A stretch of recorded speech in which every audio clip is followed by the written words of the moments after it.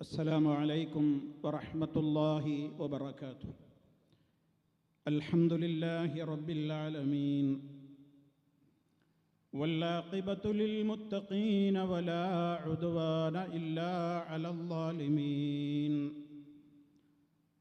وأصلي وأسلم على نبينا محمد صلى الله عليه وسلم وعلى آله وصحبه أجمعين.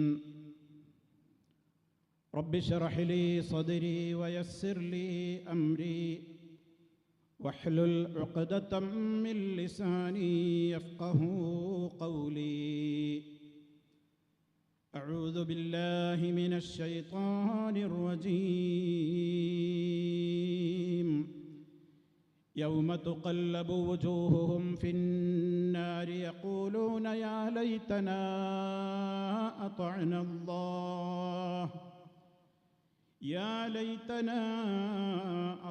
الله وأطعنا الرسولا وقالوا ربنا إنا أطعنا سادتنا وكبراءنا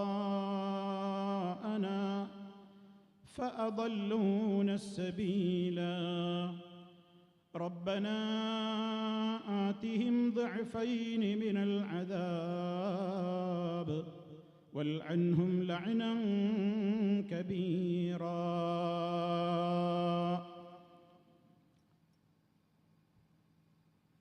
അല്ലാഹുവിൻ്റെ മഹത്തായ അനുഗ്രഹത്താൽ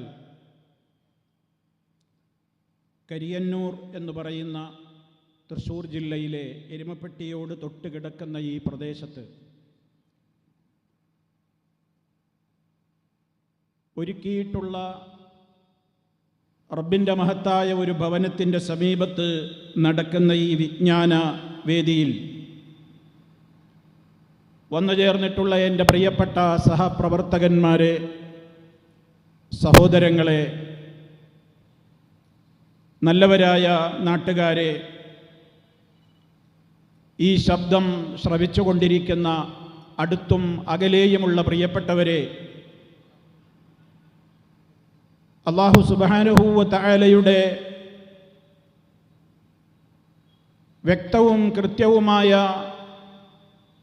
സഹായം ധാരാളമായി വർഷിച്ച ഇവിടെ നടന്ന പ്രവർത്തനങ്ങളുടെയും അതുമായി ബന്ധപ്പെട്ടുകൊണ്ടുണ്ടായ ത്യാഗങ്ങളുടെയുമൊക്കെ ഓർമ്മപ്പെടുത്തലുകൾ കഴിഞ്ഞ സംസാരങ്ങളിലൂടെ നിങ്ങൾ ഗ്രഹിച്ചവരാണ്. മുജാഹിദ് പ്രസ്ഥാനം കേരളത്തിൻ്റെ എല്ലാ മുക്കുമൂലകളിലും സമൂഹത്തോട് എന്താണ് അവർക്ക് പറയാനുള്ളത് എന്ന് വ്യക്തമായി തന്നെ ഒരു നൂറ്റാണ്ടിലേറെ കാലമായി ഇവിടെ പറഞ്ഞുകൊണ്ടിരിക്കുകയാണ്. അത് പറയുമ്പോൾ എന്താണ് മുജാഹിദുകൾക്ക് പറയാനുള്ളത് എന്ന് അവരിൽ നിന്ന് തന്നെ കേൾക്കുവാൻ അവസരം ലഭിച്ചിട്ടുള്ള ധാരാളം ആളുകൾ ഈ പ്രസ്ഥാനത്തെ അടുത്തറിയുകയും പള്ളികളിൽ പങ്കെടുക്കുകയും ആഴ്ചതോറും അവിടെ നടക്കുന്ന ജുമാ ഖുതുബകൾ ശ്രവിക്കുകയും അതുപോലെ തന്നെ സത്യം ഏതാണെന്ന് വളരെ നിഷ്പക്ഷമായി തന്നെ അവർ പഠിച്ചു മനസ്സിലാക്കുകയും ചെയ്തുകൊണ്ട് ആയിരക്കണക്കിന് ആളുകൾ ഈ പ്രസ്ഥാനത്തെ അടുത്തറിഞ്ഞുകൊണ്ടിരിക്കുന്ന, ഇപ്പോഴും അടുത്തറിഞ്ഞുകൊണ്ടേയിരിക്കുന്ന ഒരു കാലത്താണ് നമ്മൾ ജീവിക്കുന്നത്. പല പ്രദേശങ്ങളിലും ഇതുപോലെയുള്ള ധാരാളം മസ്ജിദുകൾ ഉദ്ഘാടനം ചെയ്യപ്പെട്ടുകൊണ്ടിരിക്കുകയാണ്. കാരണം ഒരു വെളിപ്പാടകലെ പരിശുദ്ധ റമദാൻ മാസം നമ്മളിലേക്ക് കടന്നു വരുന്ന ഈ ഒരു സന്ദർഭത്തിൽ ധാരാളം സ്ഥലങ്ങളിൽ പുതിയ പുതിയ മസ്ജിദുകൾ തുറന്നു കൊടുക്കപ്പെടുകയാണ്. ഈ പ്രത്യേക സാഹചര്യത്തിൽ ഇവിടെ ഇന്ന് അസർ നമസ്കാരത്തോടുകൂടി ഉദ്ഘാടനം ചെയ്യപ്പെട്ടിട്ടുള്ള ഈ മഹത്തായ മസ്ജിദു തൗഹീദ് നല്ലവരായ ഈ പ്രദേശത്തുള്ള ആളുകളുടെയൊക്കെ സഹകരണത്തോടെ മുഴുവൻ ആളുകളുടെയും നല്ല നിലക്കുള്ള പിന്തുണയോടെ മുന്നോട്ട് പോകുന്ന ഈ മഹത്തായ ഇസ്ലാമികമായ ദഅവത്തിൻ്റെ കൂട്ടായ്മ സമൂഹത്തോട് എന്താണ് പറയുന്നത് എന്ന് മനസ്സിലാക്കുവാനും അടുത്തറിയുവാനുമുള്ള അവസരങ്ങളാണ് ഇതേപോലെയുള്ള അവസരങ്ങളിലൂടെ നമ്മുടെ മുമ്പിൽ വന്നു ചേരുന്നത്. അതുകൊണ്ട് തന്നെ പലപ്പോഴും മുജാഹിദുകളുടെ ഒരു പള്ളി, സലഫികളുടെ ഒരു മസ്ജിദ് ഒരു സ്ഥലത്ത് തുറക്കപ്പെടുമ്പോൾ നമ്മളെ തെറ്റിദ്ധരിച്ചിട്ടുള്ള ചില ആളുകൾ, അല്ലെങ്കിൽ മനഃപൂർവ്വം നമ്മെ തെറ്റിദ്ധരിപ്പിക്കുന്ന ചില ആളുകൾ, ധാരാളം തെറ്റിദ്ധാരണകൾ അവർ സമൂഹത്തിൻ്റെ മുമ്പിൽ പറഞ്ഞ് പ്രചരിപ്പിക്കാറും പതിവുണ്ട്. പലപ്പോഴും ഈ പ്രസ്ഥാനത്തെ തെറ്റിദ്ധരിക്കുവാൻ പലർക്കും കാരണമായി മാറുന്നതും പലരും എതിരാളികളിൽ നിന്നാണ് മുജാഹിദുകളെ മനസ്സിലാക്കിയിട്ടുള്ളത്. ഇതിനോട് ശത്രുത കാണിക്കുന്ന ആളുകളിൽ നിന്നാണ് പലപ്പോഴും അവർ കാര്യങ്ങൾ കേൾക്കുന്നത് എന്നുള്ളത് കൊണ്ടാണ്. അതിനാൽ എനിക്കെൻ്റെ ശബ്ദം ശ്രവിക്കുന്ന ഈ നാട്ടിലുള്ള മുഴുവൻ നല്ലവരായ ജനങ്ങളോടും, അവർ ഏത് മതക്കാരാണെങ്കിലും ഏത് രാഷ്ട്രീയ പ്രസ്ഥാനത്തിൻ്റെ വക്താക്കളാണെങ്കിലും ആരാണെങ്കിലും, വളരെ വിനീതമായി എനിക്ക് തുടക്കത്തിലെ ഓർമ്മപ്പെടുത്തുവാനുള്ളത്, നിങ്ങൾ ഈ സംസാരം ആദ്യം മുതൽ അവസാനം വരെ നിഷ്പക്ഷമായി നിങ്ങൾ ശ്രദ്ധിക്കണം എന്നുള്ളതാണ്. കേട്ടിട്ട് നിങ്ങൾക്ക് സ്വീകരിക്കണമെങ്കിൽ സ്വീകരിക്കാം. കാരണം ഇസ്ലാം എന്ന് പറയുന്ന ദീനിൻ്റെ പ്രത്യേകത തന്നെ ആളുകൾക്ക് എത്തിച്ചു കൊടുക്കലാണ് നമ്മോട് ഏൽപ്പിക്കപ്പെട്ടിട്ടുള്ള കാര്യം. ലാ ഇക്റാഹ ഫിദ്ദീൻ, ദീനുൽ ഇസ്ലാമിൽ ബലാത്കാരത്തിൻ്റെ അല്ലെങ്കിൽ നിർബന്ധിച്ച ഒരാളെ ദീനിലേക്ക് കൊണ്ടുവരുന്നതിൻ്റെ ഒരു പ്രവൃത്തിയില്ല. ആളുകളുടെ മുമ്പിൽ കാര്യങ്ങൾ വ്യക്തമായി തന്നെ തുറന്നു പറയുന്നു. ബുദ്ധിയുള്ളവരും തൻ്റെ ഇടമുള്ളവരും വിവേകമുള്ളവരുമായ സ്ത്രീ പുരുഷന്മാരത് കേൾക്കുന്നു. അവർക്ക് ഉൾക്കൊള്ളാൻ കഴിയുമെങ്കിൽ അവർ ഉൾക്കൊള്ളട്ടെ. പക്ഷേ കാര്യങ്ങൾ വ്യക്തമായി പറയുക, ഇതാണ് നമ്മൾ ഏത് കാലഘട്ടത്തിലും സമൂഹത്തിൻ്റെ മുമ്പിൽ തുടർന്നു വരുന്ന ഒരു പ്രവർത്തനത്തിൻ്റെ ശൈലി. നിരവധി ആരോപണങ്ങൾ ഈ പ്രസ്ഥാനത്തെ സംബന്ധിച്ച്, ഞങ്ങളെ എല്ലാവരെയും കുറിച്ച്, ഇനി ഈ മസ്ജിദ് തൗഹീദിനെ കുറിച്ചും ഒക്കെ പലപ്പോഴും പല ആളുകളും പറയുന്നുണ്ടാകാം.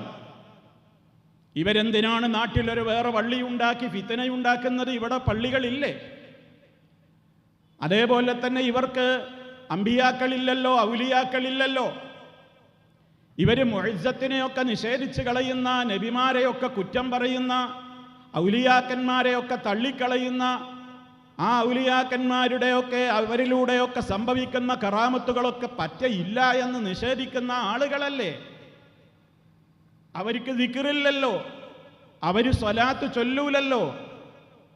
അവരെ സംബന്ധിച്ചിടത്തോളം അവരുടെ വെള്ളിയാഴ്ച ഖുതുബകൾ അങ്ങാടിയിലെ ലോക്കൽ വർത്താനം പറയുന്ന കേവല രാഷ്ട്രീയ പ്രസംഗങ്ങളല്ലേ. സ്ത്രീകൾക്കും കൂടി അവരുടെ പള്ളികളിൽ സൗകര്യം ചെയ്തു കൊടുത്തിട്ട് അങ്ങനെ ആണും പെണ്ണുമൊക്കെ ഇടകലർന്ന് പല രൂപത്തിലുള്ള കാര്യങ്ങളും ദുരാരോപണങ്ങൾ വരെ നമ്മളെ സംബന്ധിച്ചൊക്കെ പല ആളുകളും പ്രചരിപ്പിക്കുന്നുണ്ട്. മാത്രമല്ല അവർ പൊതുധാരയിൽ നിന്ന് പുറത്താണെന്നും അവർ പുത്തൻവാദികളാണെന്നും നബി സല്ലല്ലാഹു അലൈഹി വസല്ലമും സഹാബത്തുമൊന്നും പഠിപ്പിച്ച ദീന് അവർക്ക് പരിചയമില്ലെന്നും അടുത്ത കാലത്തായിട്ട് അവരെന്തൊക്കെയോ ആലോചിച്ചുണ്ടാക്കിയ സിദ്ധാന്തങ്ങളാണ് അവർ വിളിച്ചു പറയുന്നതെന്നും, മാത്രമല്ല നാട്ടുകാരെയൊക്കെ തമ്മിൽ തല്ലിച്ച് തമ്മിൽ തെറ്റിച്ച് ആരോടും ഒരു ബന്ധമില്ലാതെ ഭയങ്കരമായ തീവ്രവാദങ്ങളും ഭീകരവാദങ്ങളും ആളുകളെ കൊല്ലലും ആളുകൾക്കിടയിൽ പ്രശ്നമുണ്ടാക്കലും സ്നേഹത്തെ തച്ചുടക്കലും ക്രൂരതകൾ പ്രവർത്തിക്കലുമൊക്കെയാണ് അവരുടെ തൊഴിൽ, അതൊക്കെയാണ് അവരുടെ സിദ്ധാന്തങ്ങൾ എന്നൊക്കെ നട്ടാൽ മുളക്കാത്ത നുണകളുമായി ഒരുപാട് ആളുകൾ കേരളം മൊത്തം ചുറ്റി നടക്കുന്നുണ്ട്. അതിൻ്റെ ഭാഗമായി ഒരു പക്ഷേ ഇവിടെയുള്ള ആളുകളും ചിലപ്പോൾ ചിലതൊക്കെ കേട്ടിട്ടുണ്ടാകാം. അതുകൊണ്ട് തന്നെ എനിക്ക് തുടക്കത്തിലെ സൂചിപ്പിക്കുവാനുള്ളത്, എന്താണ് ഞങ്ങൾക്ക് പറയാനുള്ളത് എന്ന് ഞങ്ങളല്ലേ പറയേണ്ടത്, നമ്മളല്ലേ അത് വിശദീകരിക്കേണ്ടത്. അതല്ലേ അതിൻ്റെ നീതി? അതുകൊണ്ട് തന്നെ സഹോദരങ്ങളെ, എത്ര തന്നെ ആരോപണങ്ങളും അതേപോലെ തന്നെ കുറ്റപ്പെടുത്തലുകളും പരദൂഷണങ്ങളും ഏഷണികളും സമൂഹത്തിൽ പറഞ്ഞാലും മഹാനായ നബി സല്ലല്ലാഹു അലൈഹി വസല്ലം എന്ന അന്ത്യപ്രവാചകനായ മുഹമ്മദുർ റസൂലുള്ളാഹി സല്ലല്ലാഹു അലൈഹി വസല്ലം ഈ ലോകത്തിന് അല്ലാഹു സുബ്ഹാനഹു വ തആല നൽകിയ വഹീന്റെ വെളിച്ചത്തിൽ നമുക്ക് പഠിപ്പിച്ചു തന്നതാണ് ദീനുൽ ഇസ്ലാം. അത് കേട്ടവരാണ് ആദ്യത്തെ തലമുറയായിരുന്ന സഹാബാക്കൾ. ആ സഹാബാക്കൾക്ക് മുത്ത് മുസ്തഫ സല്ലല്ലാഹു അലൈഹി വസല്ലമിനെ നേരിട്ട് കാണാൻ ഭാഗ്യം കിട്ടി. അവിടുത്തെ സംസാരം കാത് നിറയെ കേൾക്കാൻ അവസരം കിട്ടി. അവിടുത്തെ സദസ്സിൽ പോയി ഇരിക്കാനും അവിടുത്തോട് സംശയങ്ങൾ ചോദിക്കാനും പഠിക്കാനും ഒക്കെ അവർക്ക് സാഹചര്യങ്ങൾ കിട്ടി. അങ്ങനെ അവർ നബി സല്ലല്ലാഹു അലൈഹി വസല്ലമിൽ നിന്ന് ദീന് പഠിച്ചു മനസ്സിലാക്കി. മഹാനായ നബി സല്ലല്ലാഹു അലൈഹി വസല്ലമ ഈ ലോകത്ത് നിന്ന് വഫാത്തായി പോയി. സഹാബിമാര് പിന്നെ ഈ ദീനിവിടെ നിലനിർത്തി അതിൻ്റെ അടുത്ത തലമുറക്ക് കൈമാറി. അവരാണ് താബിഉകൾ എന്നറിയപ്പെടുന്നത്. അങ്ങനെ തലമുറകളായി ആ ഉത്തമമായ ആദ്യകാല നൂറ്റാണ്ടിൽ ഉള്ളതാണ് നമുക്കിവിടെ സമൂഹത്തോട് പറയാനുള്ളത്. പക്ഷേ പേരെന്താ? ഇവര് പുത്തൻവാദികളാണ് ഇവർ പറയുന്നതൊക്കെ പുതിയ വാദങ്ങളാണ് എന്നാണ്. അതുകൊണ്ട് നമ്മൾ സാഗൂതം ശ്രദ്ധിക്കുക, വിലയിരുത്തുക. പ്രിയമുള്ളവരെ, ഇവിടെ വലിയ തർക്കം എന്താണ്? മഹാനായ നബി സല്ലല്ലാഹു അലൈഹി വസല്ലമ ഈ ലോകത്ത് ഏറ്റവും കൂടുതൽ പ്രയാസം സഹിച്ചത് എന്ത് പറയാനാണ്? ലാ ഇലാഹ ഇല്ലല്ലാഹ്. 5 നേരം പള്ളികളിൽ നിന്ന് അതാണ് മുഴങ്ങിക്കേൾക്കുന്നത്. ഇന്ന് ഉദ്ഘാടനം ചെയ്യപ്പെട്ട പള്ളിയിൽ നിന്നും ഇനിയും അത് ഓരോ വഖത്തുകളിലൂടെയായി 5 നേരവും ഇങ്ങനെ വിളിച്ചു പറയും, അഷ്ഹദു അല്ലാ ഇലാഹ ഇല്ലല്ലാഹ്. അതിൻ്റെ മുന്നോടിയായി അല്ലാഹു അക്ബർ എന്ന് 4 തവണ പറയുന്നുണ്ട്. അല്ലാഹുവാണ് എല്ലാം വലിയവൻ, ഏറ്റവും വലിയവൻ അല്ലാഹയാണ്, മഹാനാണ് അല്ലാഹു. ആ അല്ലാഹുവെ അല്ലാതെ ഞാൻ ആരാധിക്കുകയില്ലെന്ന്, അവനല്ലാതെ ഒരു ഇലാഹില്ലെന്ന്, ഒരാരാധ്യനില്ലെന്ന് ഞാനിതാ സാക്ഷ്യപ്പെടുത്തുന്നു എന്ന് വിളിച്ചു പറയുന്നു നമ്മൾ. അതുപോലെ തന്നെ അഷ്ഹദു അന്ന മുഹമ്മദർ റസൂലുള്ളാഹ്.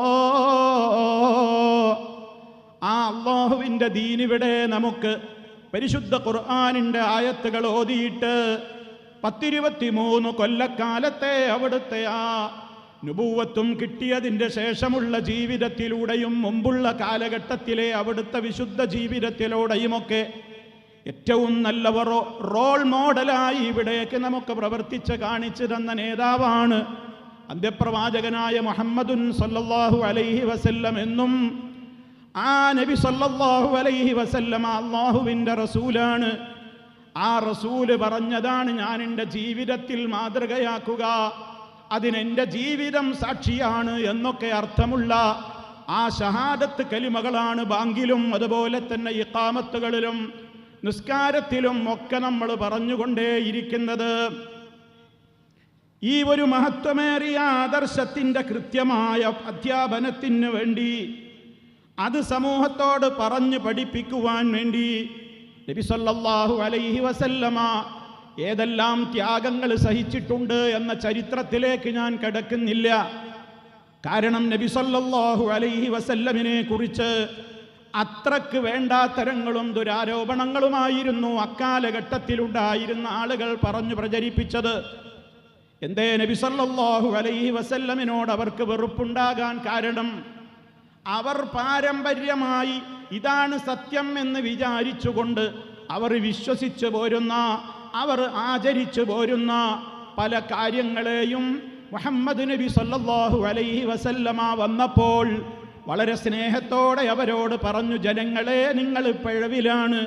നിങ്ങളിപ്പോൾ നടന്നു വരുന്ന ഈ രൂപത്തിലുള്ള വിശ്വാസങ്ങളും ആചാരങ്ങളുമായി നിങ്ങൾ മരണപ്പെട്ടു പോയാൽ മരണാനന്തരമുള്ള ജീവിതത്തിൽ നിങ്ങൾക്ക് പരാജയമാണ് ഉണ്ടാവുക എന്നും കരിച്ചു കളയുന്ന ഏറ്റവും കഠിനകഠോരമായ അഗ്നിയിൽ നിങ്ങൾ പ്രവേശിക്കേണ്ടി വരുമെന്നുമുള്ള മുന്നറിയിപ്പ് നൽകിയപ്പോൾ ആ മുഹമ്മദുൻ സല്ലല്ലാഹു അലൈഹി വസല്ലം എന്ന അവരുടെ തന്നെ നാട്ടുകാരനോട് അവർക്ക് വലിയ പകയായി, വെറുപ്പായി. അങ്ങനെ പല ആരോപണങ്ങളും പിന്നെ ആ നബിയെ കുറിച്ചവർ പറഞ്ഞു. ഈ നാട്ടിൽ കുഴപ്പമുണ്ടാക്കാൻ വന്നതാണ് മുഹമ്മദ് എന്ന് അള്ളാഹുവിൻ്റെ റസൂലിനെ കുറിച്ചവർ ആരോപണം പറഞ്ഞു. ഈ നാട്ടിലെ ജനങ്ങളെ തമ്മിൽ തല്ലിക്കാൻ വേണ്ടി വന്നവനാണെന്ന് പറഞ്ഞു. പുതിയ പുതിയ നമുക്കിടെ കാക്കകാരണവന്മാർക്കൊന്നും പരിചയമില്ലാത്ത പുത്തൻ വാദങ്ങളാണ് മുഹമ്മദ് പറഞ്ഞുകൊണ്ടിരിക്കുന്നതെന്ന് എന്ന് അള്ളാഹുവിൻ്റെ റസൂലിൻ്റെ പേരിൽ അവർ ആരോപണം പറഞ്ഞു. ഒരുപാട് പീഡനങ്ങളുണ്ടായി, പ്രയാസങ്ങളുണ്ടായി, കല്ലേറുകളുണ്ടായി, വധശ്രമങ്ങളുണ്ടായി. നബിയിൽ വിശ്വസിച്ചു എന്ന കാരണത്താൽ വിശ്വാസികളെ എമ്പാടും ദ്രോഹിച്ചു, മർദ്ദിച്ചു. ഒരുപാട് ആളുകളുടെ ജീവൻ നഷ്ടപ്പെട്ടു, ഒരുപാട് ആളുകളുടെ സമ്പത്തുകൾ കൊള്ളയടിക്കപ്പെട്ടു. ഒരുപാട് രൂപത്തിലുള്ള ക്രൂരമായ പ്രവർത്തനങ്ങൾക്ക് അവർ വിധേയരായി.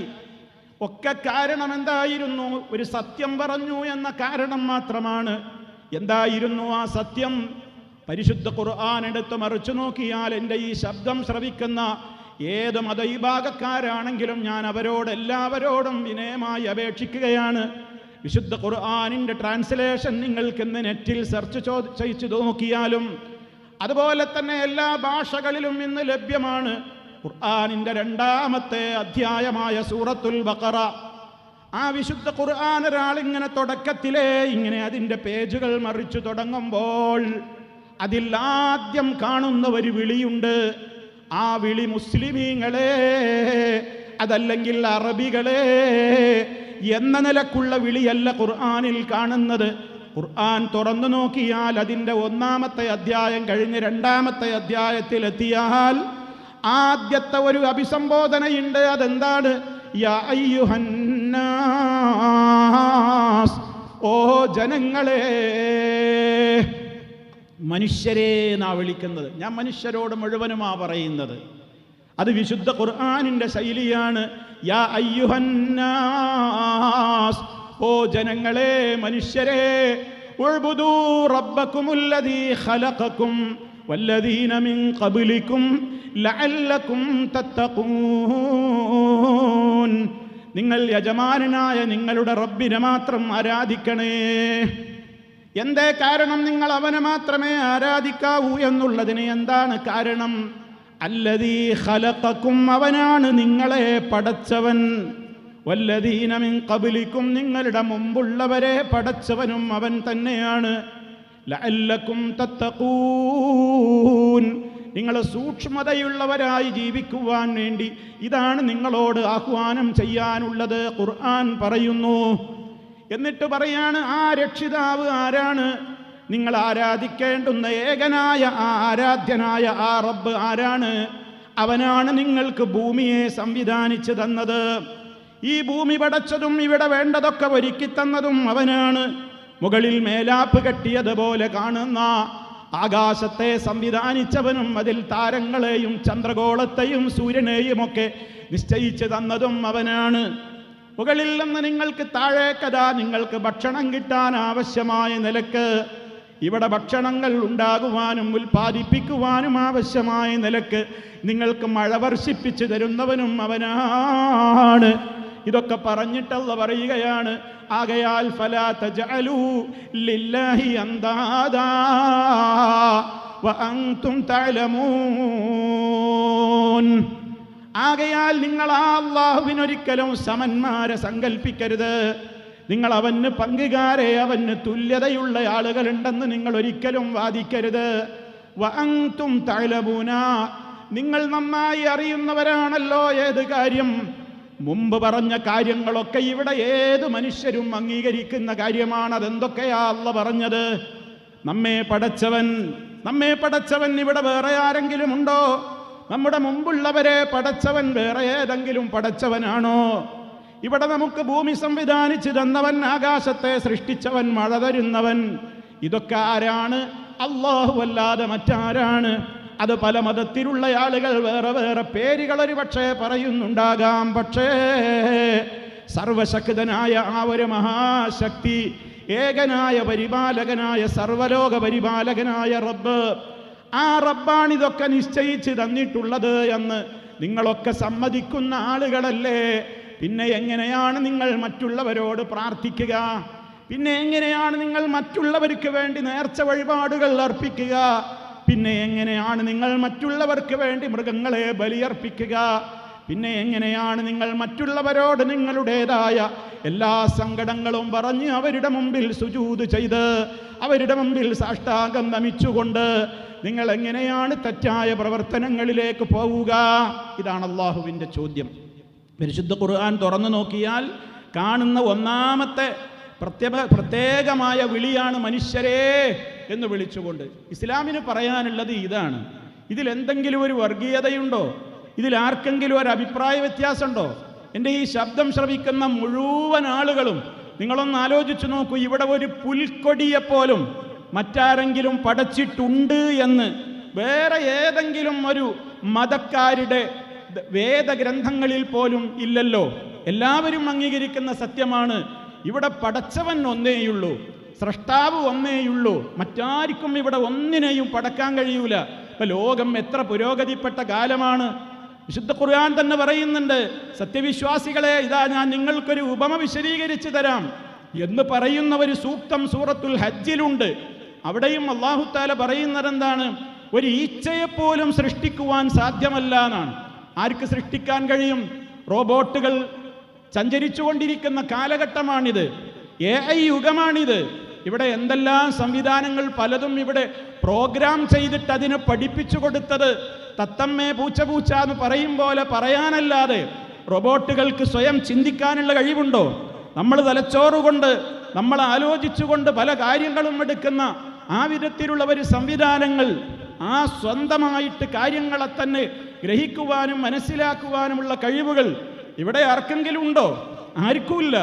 ഏതെങ്കിലും നിലവിലുള്ള ഒരു വസ്തുവിൽ നിന്ന് ഫോട്ടോസ്റ്റേറ്റ് എടുക്കാനും അതേപോലെ തന്നെ മുമ്പ് ഇവിടെയുള്ള ഏതെങ്കിലും ഒരു വസ്തുവിനെ അനുകരിച്ചുകൊണ്ട് ചില കോപ്പികൾ ചെയ്യാനുമൊക്കെ അല്ലാതെ അത് തന്നെ പ്രോഗ്രാം ചെയ്തു കൊടുത്തിട്ട് അത് പ്രവർത്തിക്കലല്ലാത്ത ഏതെങ്കിലും വിധത്തിലുള്ള ഒരു ജീവനെ നിർമ്മിക്കുക എന്നുള്ളത്, ഒരു വസ്തുവിന് ജീവൻ കൊടുക്കുക എന്നുള്ളത് ഇവിടെ ആർക്കെങ്കിലും ചെയ്യാൻ കഴിയാവുന്ന ഒരു കാര്യമാണോ? ഒരിക്കലുമല്ല.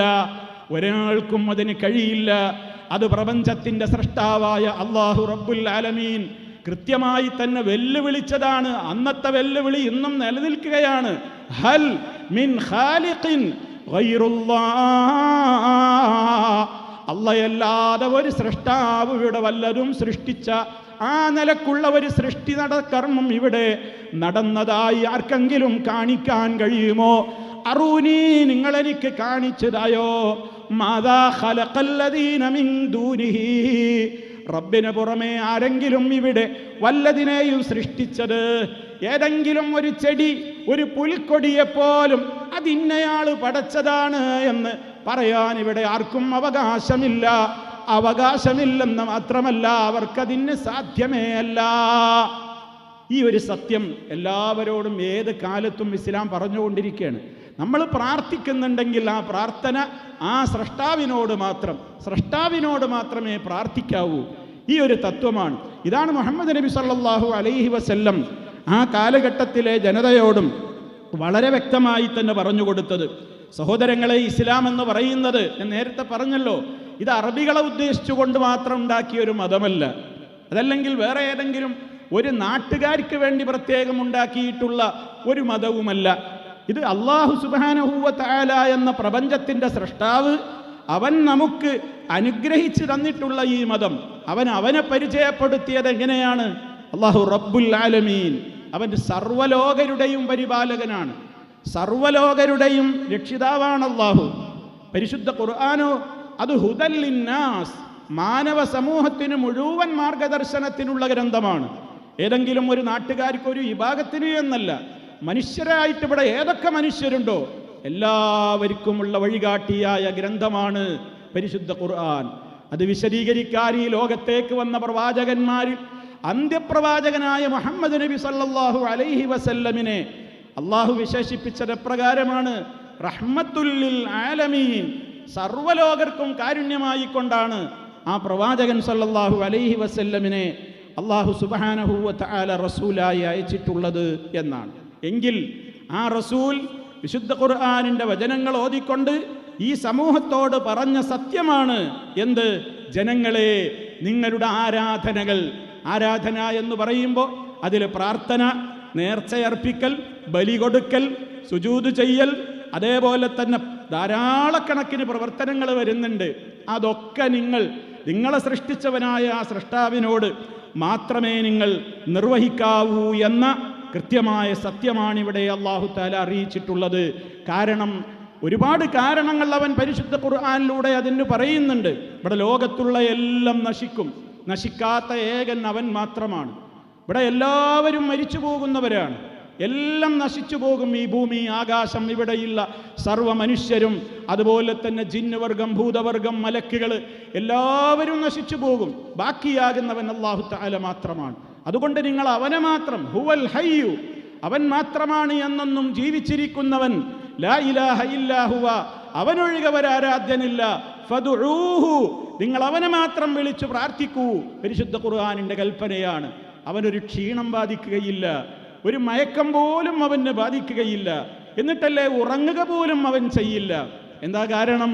ഉറങ്ങുന്നവരോട് നമുക്ക് എന്തെങ്കിലും പറഞ്ഞാൽ അവർക്ക് മനസ്സിലാവോ? മയങ്ങുന്നവരോട് എന്തെങ്കിലും ഒരു കാര്യം പറഞ്ഞാൽ അവർ കേൾക്കുവോ, ചിന്തിക്കുവോ, മനസ്സിലാക്കുവോ, ഉത്തരം തരുവോ? മരിച്ചുപോയവരോട് പിന്നെ കാര്യം പറയുകയും വേണ്ട. അതുകൊണ്ട് തന്നെ അല്ലാഹു സുബ്ഹാനഹു വ തആല അവനെ പരിചയപ്പെടുത്തിയിട്ടുള്ള കാര്യങ്ങളിലെല്ലാം സമ്പൂർണമായി അവൻ്റെ കഴിവുകളും അവൻ്റെ മാത്രം പ്രത്യേകതകളും അവൻ നമുക്ക് പഠിപ്പിച്ചു തന്നിരിക്കുകയാണ്. ആ റബ്ബിനെ നമുക്ക് എവിടെ വെച്ചും വിളിക്കാം, ആ റബ്ബിനോട് നമുക്ക് എവിടെ വെച്ചും കാര്യങ്ങൾ തേടാം. ആ റബ്ബിന് എല്ലാവരെയും അറിയാം, ആ റബ്ബിന് എല്ലാ ഭാഷകളും അറിയാം, ആ റബ്ബിന് എല്ലാ മനുഷ്യരെയും പരിചയമുണ്ട്. ആ റബ്ബിൻ്റെ മുമ്പിൽ ഒരാളെയും ആരും പരിചയപ്പെടുത്തി കൊടുക്കേണ്ടതില്ല. നമ്മുടെ മനസ്സിലുള്ള വികാരങ്ങൾ പോലും ആ അല്ലാഹു അറിയും. ആ റബ്ബ് എല്ലാത്തിനും കഴിവുള്ളവനാണ്. അവൻ എല്ലാവരെയും കാണുന്നു. ഏത് ശബ്ദങ്ങളും, അത് പതുക്കെയാണെങ്കിലും ഉറക്കെയാണെങ്കിലും, അടുത്ത് നിന്നാണെങ്കിലും അകലെയാണെങ്കിലും, അവൻ പരിപൂർണമായി അതൊക്കെ കേൾക്കുന്നു. 1000 ജനങ്ങൾ 1000 ആവശ്യങ്ങൾക്ക് വേണ്ടി 1000 നാടുകളിൽ നിന്ന് 1000 ഭാഷകളിൽ വ്യത്യസ്തങ്ങളായ കാര്യങ്ങൾക്ക് വേണ്ടി ഒന്നിച്ച് തേടിയാലും ഓരോരുത്തരുടെ പ്രാർത്ഥനയിലും അടങ്ങിയിട്ടുള്ളത് എന്താണെന്ന് വേറെ വേറെ കേൾക്കാനും അവരെ കാണാനും അവരുടെ ആവശ്യങ്ങളൊക്കെ നിവർത്തിച്ചു കൊടുക്കുവാനും എല്ലാം അറിയാവുന്ന, എല്ലാം കേൾക്കുന്ന, എല്ലാവരെയും അറിയുന്ന, എല്ലാത്തിനും കഴിവുള്ള മഹത്വമേറിയ ശക്തിയാണ് അല്ലാഹു റബ്ബുൽ ആലമീൻ. അവനെ വിളിച്ചിട്ടേ കാര്യമുള്ളൂ. റബ്ബല്ലാത്തവരെ വിളിച്ചു പ്രാർത്ഥിച്ചതുകൊണ്ട് പ്രയോജനമില്ല. പരിശുദ്ധ ഖുർആൻ അതിനും ചില ഉദാഹരണങ്ങൾ പറയുന്നുണ്ട്. എല്ലാവർക്കും മനസ്സിലാകാനാണല്ലോ ഉദാഹരണങ്ങൾ പറയുക. പരിശുദ്ധ ഖുർആനിൻ്റെ ഒരു ശൈലിയാണത്. പഠിപ്പിക്കാൻ ഉദ്ദേശിക്കുന്ന കാര്യം കേൾവിക്കാർക്ക് പെട്ടെന്നങ്ങ് മനസ്സിലായിക്കോട്ടെ എന്ന് വിചാരിച്ചുകൊണ്ട് ഉപമകൾ പറയും, ഉദാഹരണങ്ങൾ പറയും. പരിശുദ്ധ ഖുർആനിൽ സൂറത്തുർ റഅദ് 14-ാമത്തെ ആയത്തിൽ നമുക്ക് കാണാം, ലഹു ദഅവത്തുൽ ഹഖ് വല്ലദീന യദ്ഊന മിൻ ദൂനിഹി ലാ യസ്തജീബൂന ലഹും ബിശൈഇ ഇല്ലാ കബാസിതി കഫൈഹി ഇലൽ മാഇ ലിയബ്ലുഗ ഫാഹു വമാ ഹുവ ബിബാലിഗിഹി വമാ ദുആഉൽ കാഫിരീന ഇല്ലാ ഫീ ളലാൽ. ശരിയായ പ്രാർത്ഥന, യഥാർത്ഥത്തിൽ പ്രാർത്ഥിക്കേണ്ടത് അവനോട് മാത്രമാണ്. റബ്ബല്ലാത്തവരെ രക്ഷിക്കണേ എന്ന് പറഞ്ഞ് റബ്ബല്ലാത്തവരെ വിളിച്ച് തേടിയതുകൊണ്ട് അടുത്തു നിൽക്കുന്ന ഒരാളോട് ഞാൻ അപകടം വരുമ്പോൾ എന്നെ രക്ഷിക്കണേ എന്ന് പറയുന്ന കാര്യമല്ല ഈ പറയുന്നത്. എല്ലാവർക്കും അറിയാം അതിന് നമ്മൾ പ്രാർത്ഥന എന്ന് പറയൂല. ഞാനിവിടെ നിൽക്കുന്നു, എനിക്കൊരൽപ്പം വെള്ളം എടുത്തു തരൂ, ഒരാളോട് ഞാൻ സഹായം തേടും. അതേപോലെ തന്നെ ഞാനതാ യാത്ര ചെയ്യാനൊരു വാഹനത്തിൽ ഡ്രൈവറുടെ സഹായം തേടുന്നു. അതുപോലെ തന്നെ ജീവിതത്തിൽ പലപ്പോഴും നമ്മുടെ പല സാധാരണ കാര്യങ്ങളിലും നമ്മൾ ജീവിച്ചിരിക്കുന്ന ആളുകൾ പരസ്പരം പലതിലും നമ്മൾ സഹായങ്ങൾ ചോദിക്കാറുണ്ട്, തേടാറുണ്ട്. അതിനെക്കുറിച്ചല്ല ഈ പറയുന്നത്. നേരെ മറിച്ച് നമ്മൾ എന്തിനാണ് പ്രാർത്ഥിക്കുക എന്ന് പറയാറുള്ളത്, എന്തിനാണ് നമ്മൾ ദുആ ചെയ്യുക എന്ന് പറയാറുള്ളത്, അതെല്ലാവർക്കും അറിയാവുന്ന കാര്യമാണ്. ആ കാര്യത്തിന് അർഹതപ്പെട്ട ഒരൊറ്റ ശക്തിയേയുള്ളൂ, അവൻ അല്ലാഹു മാത്രമാണ്. ഇനി നിങ്ങൾ കേൾക്കൂ റബ്ബ് പറയുന്നത്. എന്നാൽ റബ്ബല്ലാത്തവരെ വിളിച്ചു പ്രാർത്ഥിക്കുന്ന ആളുകൾ, ആരോടാണോ അവർ വിളിച്ചു തേടുന്നത് അവർ ഇവർക്ക് ഉത്തരമേ ചെയ്യൂല. എന്തേ? ഏതുപോലെ? ഇല്ലാ കബാസിതി കഫൈഹി ഇലൽ മാ ലിയബ്ലുഗ ഫാഹു. ഒരാളൊരു കിണറ്റിൻ കരയിൽ പോയി നിൽക്കുകയാണ്. ആ കിണറിൽ നിറയെ ശുദ്ധജലമുണ്ട്, അയാൾക്ക് ദാഹിക്കുന്നുണ്ട്. കിണറ്റിൻ്റെ കരയിൽ പോയി നിന്നിട്ട് ആ കിണറിൽ നിന്ന് വെള്ളം എടുക്കുവാൻ കപ്പിയും കയറുമൊന്നും ഇറക്കാതെ, അല്ലെങ്കിൽ പമ്പ് സെറ്റ് ഉപയോഗിച്ച് വെള്ളം അടിച്ച് കയറ്റാതെ, യാതൊരു ഉപകരണങ്ങളുമില്ലാതെ അയാൾ കിണറ്റിൻ കരയിൽ നിന്നുകൊണ്ട് വെള്ളം തരണേ, വെള്ളം തരണേ എന്നിങ്ങനെ ശുദ്ധവെള്ളത്തിലേക്ക് കൈനീട്ടിപ്പിടിച്ചാൽ വമാ ഹുവ ബിബാലിഗിഹി, അതവന്റെ വായിൽ എത്തുകയില്ലല്ലോ. ഇതേപോലെയുള്ള വിഡ്ഢിത്ത പ്രവർത്തനമാണ് അല്ലാഹു അല്ലാത്തവരോട് പ്രാർത്ഥിച്ചാൽ സംഭവിക്കുന്നത്. ഇവർക്ക് സഹായം ചെയ്യാനോ ഇവരാഗ്രഹിക്കുന്ന കാര്യങ്ങൾ അവർക്ക് ചെയ്തു കൊടുക്കുവാനോ റബ്ബല്ലാത്തവരോട് പ്രാർത്ഥിച്ചു കഴിഞ്ഞാൽ അവർക്കതിന് സാധ്യമേ അല്ല. ഇത്ര ലളിതമായിട്ടാണ് ഇസ്ലാം ഇങ്ങനെ കാര്യങ്ങൾ കൃത്യമായി തന്നെ പറയുന്നത്. ഇതിനെതിരെ ചെയ്യുമ്പോഴാണ് സമൂഹത്തിൽ ഈ ശിർക്ക് സംഭവിക്കുന്നത്. സഹോദരന്മാരെ, ആലോചിച്ചു നോക്കൂ. നമ്മൾ ശിർക്കിനെ എല്ലാവരും ഭയപ്പെടുന്നവരാണ്. എന്താണ് ഈ ശിർക്ക്? ഈ ലോകം പടച്ചത് 2 പടച്ചവന്മാരാണ് എന്ന് വിശ്വസിക്കല, അതുമാത്രമാണോ ശിർക്ക്? അങ്ങനെ ഇവിടെ ആരും പറയുന്നില്ല. ഈ ലോകത്ത് പടച്ചവന്മാർ കുറേ ഉണ്ട് എന്ന് ആരും പറയുന്നില്ല. കാരണം ഞാൻ തുടക്കത്തിലേ പറഞ്ഞു, ഒരു മതവിശ്വാസിക്കും ആ വിശ്വാസമല്ല ഒരുപാട് പടച്ചവന്മാരിവിടെ ഉണ്ട് എന്ന് ആരും പറയുന്നില്ല. എങ്കിൽ ആ റബ്ബ് നമ്മളോട് വളരെ കൃത്യമായി വ്യക്തമായി തന്നെ പറഞ്ഞിട്ടുള്ള കാര്യമാണ്, അവനിൽ നിങ്ങൾ പങ്കു ചേർക്കരുത് എന്നുള്ളത്. അവൻ്റെ മാത്രമുള്ള പ്രത്യേകതകൾ, ആ പ്രത്യേകതകൾ മറ്റുള്ളവർക്ക് കൂടി ആരോപിച്ച് അവരിലും ആ കഴിവുകളുണ്ട്, പക്ഷേ അതൊക്കെ അള്ള കൊടുത്തതാണ് എന്ന ഒരു പ്രത്യേകമായ വാചകം കൂട്ടിച്ചേർത്ത് അള്ളാഹു കൊടുത്ത കഴിവുകൊണ്ട് ഇവർക്കൊക്കെ അള്ള കേൾക്കും പോലെ നമ്മുടെ പ്രാർത്ഥന കേൾക്കാൻ കഴിയുമെന്നും കാണാൻ കഴിയുമെന്നും നമ്മുടെ മനസ്സുപോലും അവർക്ക് വായിക്കാൻ അറിയുമെന്നും നമ്മെ സഹായിക്കുമെന്നും നമ്മെ കാക്കുമെന്നും നമുക്ക് രക്ഷ നൽകുമെന്നുമൊക്കെ അല്ലാഹുവല്ലാത്തവരെ കുറിച്ച് അവർ വിശ്വസിച്ചു കൊണ്ടിരിക്കുകയാണ്. റബ്ബല്ലാത്തവരെ കുറിച്ച് ആ വിശ്വാസമാണ് അവരിന്ന് വെച്ച് പുലർത്തിക്കൊണ്ടിരിക്കുന്നത്. നമ്മൾ അല്ലാഹുവേ എന്ന് വിളിച്ചു പ്രാർത്ഥിക്കുമ്പോൾ ഈ ശബ്ദം ശ്രവിക്കുന്ന ഓരോരുത്തരും ചിന്തിക്ക്, അല്ലാഹുവേ കാക്കണേ എന്ന് പറയുമ്പോൾ നമ്മുടെ വിശ്വാസം എന്താണ്? റഹ്മാനായ റബ്ബ് ഞാൻ എവിടെ വെച്ച് അവനെ വിളിക്കുകയാണെങ്കിലും എൻ്റെ വിളി അവൻ കേൾക്കും, ഉറപ്പാണ്. ഏത് ഭാഷയും അവന് പ്രശ്നമല്ല, ഏത് നാട്ടുകാരായാലും അവന് പ്രശ്നമല്ല, എന്ത് കാര്യത്തിന് വേണ്ടിയാണെങ്കിലും അവന് പ്രശ്നമല്ല. അടുത്താണെങ്കിലും അകലെയാണെങ്കിലും എന്ന ഒരു വ്യത്യാസം അവനില്ല. ഉറക്കയാണോ ചോദിക്കുന്നത്, പതുക്കെയാണോ വിളിക്കുന്നത്, ആ വ്യത്യാസമേ അവനില്ല. രഹസ്യ പരസ്യ വ്യത്യാസങ്ങളില്ല. കണ്ടതും കാണാത്തതും എന്ന വ്യത്യാസം അവനില്ല. ഈ വിധത്തിലൊക്കെ വ്യക്തമായ നിലക്ക് എല്ലാം കേൾക്കാനും കാണാനും കഴിയുന്ന അറിവുള്ള റഹ്മാനായ റബ്ബാണ് എൻ്റെ രക്ഷിതാവ്. അതുകൊണ്ട് അവൻ എൻ്റെ ദുആ കേൾക്കും, എനിക്ക് ഉത്തരം തരും. അതിനവൻ കഴിവുള്ളവനാണ്. അവൻ എന്നോട് ഏറ്റവും സ്നേഹമുള്ളവനാണ്, വാത്സല്യമുള്ളവനാണ്, കാരുണ്യവാനാണ്. ഇതൊക്കെയാണ് നമ്മൾ അള്ളാഹുവിനോട് പ്രാർത്ഥിക്കുമ്പോൾ നമ്മുടെ മനസ്സിൽ വരുന്ന വിശ്വാസങ്ങൾ. ഇതേപോലെ ഇവിടെ മറ്റുള്ളവരെ വിളിച്ചു പ്രാർത്ഥിക്കുന്ന ആളുകളില്ലേ, മുഹീദ്ദീൻ ശൈഖേ രക്ഷിക്കണേ, ബദരീങ്ങളെ കാക്കണേ, മടവൂര് ശൈഖേ രക്ഷിക്കണേ, മമ്പറത്തപ്പാപ്പ കാക്കണേ, ഏർവാടിയിലെ ഇബ്രാഹിം ബാദുഷാ രക്ഷിക്കണേ, അജ്മീർ ഹാജ കാക്കണേ എന്നൊക്കെ വിളിച്ചു പ്രാർത്ഥിച്ചു കൊണ്ടിരിക്കുന്ന ആളുകൾ, അവരുടെ മനസ്സിലെ വിശ്വാസം എന്താണ്? ഇതൊക്കെ ഇവരും അള്ള കേൾക്കും പോലെ കേൾക്കും, കാണും, അറിയും. പക്ഷേ ഒരു വ്യത്യാസമുണ്ടതെന്താ? അള്ളാഹുവിൻ്റെ ആ കഴിവുകളൊക്കെ ആരും കൊടുത്തതല്ല. അതേപോലെ തന്നെ ഞങ്ങൾ പറയുന്ന മറ്റു മഹാത്മാക്കളെന്ന് ഞങ്ങൾ പറയുന്ന ആളുകൾക്ക് അവരുടെ സ്വന്തം കഴിവല്ല, അവർക്ക് അള്ളാഹു കൊടുത്ത കഴിവുകൊണ്ട് ഞങ്ങളുടെ വിളി കേൾക്കും, ഞങ്ങളെ കാണും, ഞങ്ങളെ സഹായിക്കും, ഞങ്ങൾക്ക് കാവൽ തരും. ഇതൊക്കെയാണ് അവർ വിശ്വസിച്ചു കൊണ്ടിരിക്കുന്നത്. പ്രിയമുള്ളവരെ, ഇതാണ് അല്ലാഹു സുബ്ഹാനഹു വ തആലയിൽ പങ്കു ചേർക്കുക എന്ന് പറയുന്നത്. അല്ലാഹു തആല അങ്ങനെ ഒരു കഴിവ് ഒരാൾക്കും ഈ ലോകത്ത് കൊടുത്തിട്ടില്ല.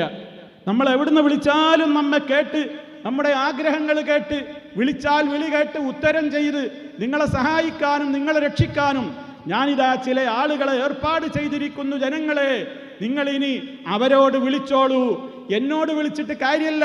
കാരണം ഞാൻ നിങ്ങൾ വിളിച്ചാലൊക്കെ കേൾക്കുന്നതിനേക്കാളും ഉന്നതമായ പദവിയിലാണ്. അതുകൊണ്ട് നിങ്ങൾ സാധാരണക്കാരും തെറ്റുകൾ ചെയ്തവരുമൊക്കെ നബിമാരോടും ഔലിയാക്കളോടും ആ നിലക്കുള്ള ആളുകളോടുമൊക്കെ നിങ്ങൾ തേടിക്കോളൂ. അതാണ് നിങ്ങൾക്ക് ഉത്തരം കിട്ടാൻ നല്ലത്. എന്നോട് ചോദിച്ചാൽ നിങ്ങൾക്ക് അങ്ങനെ പെട്ടെന്നാണ്ട് ഉത്തരം കിട്ടൂല. അതിനൊന്നും നിങ്ങൾ അത്രമാത്രം എന്നോട് തേടാൻ മാത്രം നിങ്ങൾ യോഗ്യരല്ല എന്ന് അല്ലാഹു സുബ്ഹാനഹു വ തആല എന്ന റഹ്മാനും റഹീമുമായ റബ്ബ് ഒരിടത്തും പറഞ്ഞിട്ടില്ല. മറിച്ചാ പറയുന്നത്, വഖാല റബ്ബുകും ഉദ്ഉനി അസ്തജിബ് ലക്കും. യജമാനനായ നിങ്ങളുടെ റബ്ബ് നിങ്ങളോട് പറയുന്നു, ഉദ്ഉനി, നിങ്ങൾ എന്നെ വിളിച്ചു പ്രാർത്ഥിച്ചോളൂ, അസ്തജിബ് ലക്കും, ഞാൻ നിങ്ങൾക്ക് ഉത്തരം തരാം. ഇത് അല്ലാഹുവിൻ്റെ വാക്കാണ്. ഇത് പരിശുദ്ധ ഖുർആനിലുള്ള വാക്കാണ്. പറയാൻ അധികാരമുള്ളവന്റെ അധികാരത്തോടെയുള്ള സ്വരമാണത്. പറയാൻ അവകാശമുള്ളവൻ അവന്റെ അവകാശത്തോടുകൂടി നമ്മെ പഠിപ്പിച്ചതാണത്. ഇങ്ങനെ ഇവിടെ ആർക്കെങ്കിലും പറയാൻ കഴിയുമോ? മഹാനായ ഈ ഖുർആൻ നമുക്ക് ഓതി കേൾപ്പിച്ചു തന്ന മഹാനായ മുഹമ്മദ് മുസ്തഫ സല്ലല്ലാഹു അലൈഹി വസല്ലമ പോലും അവിടുത്തെ സഹാബത്തിന് എന്തെല്ലാം പ്രശ്നങ്ങൾ ഉണ്ടായി, ആ മുത്തു മുസ്തഫാക്ക് തന്നെയും എന്തെല്ലാം പ്രശ്നങ്ങൾ ഉണ്ടായി.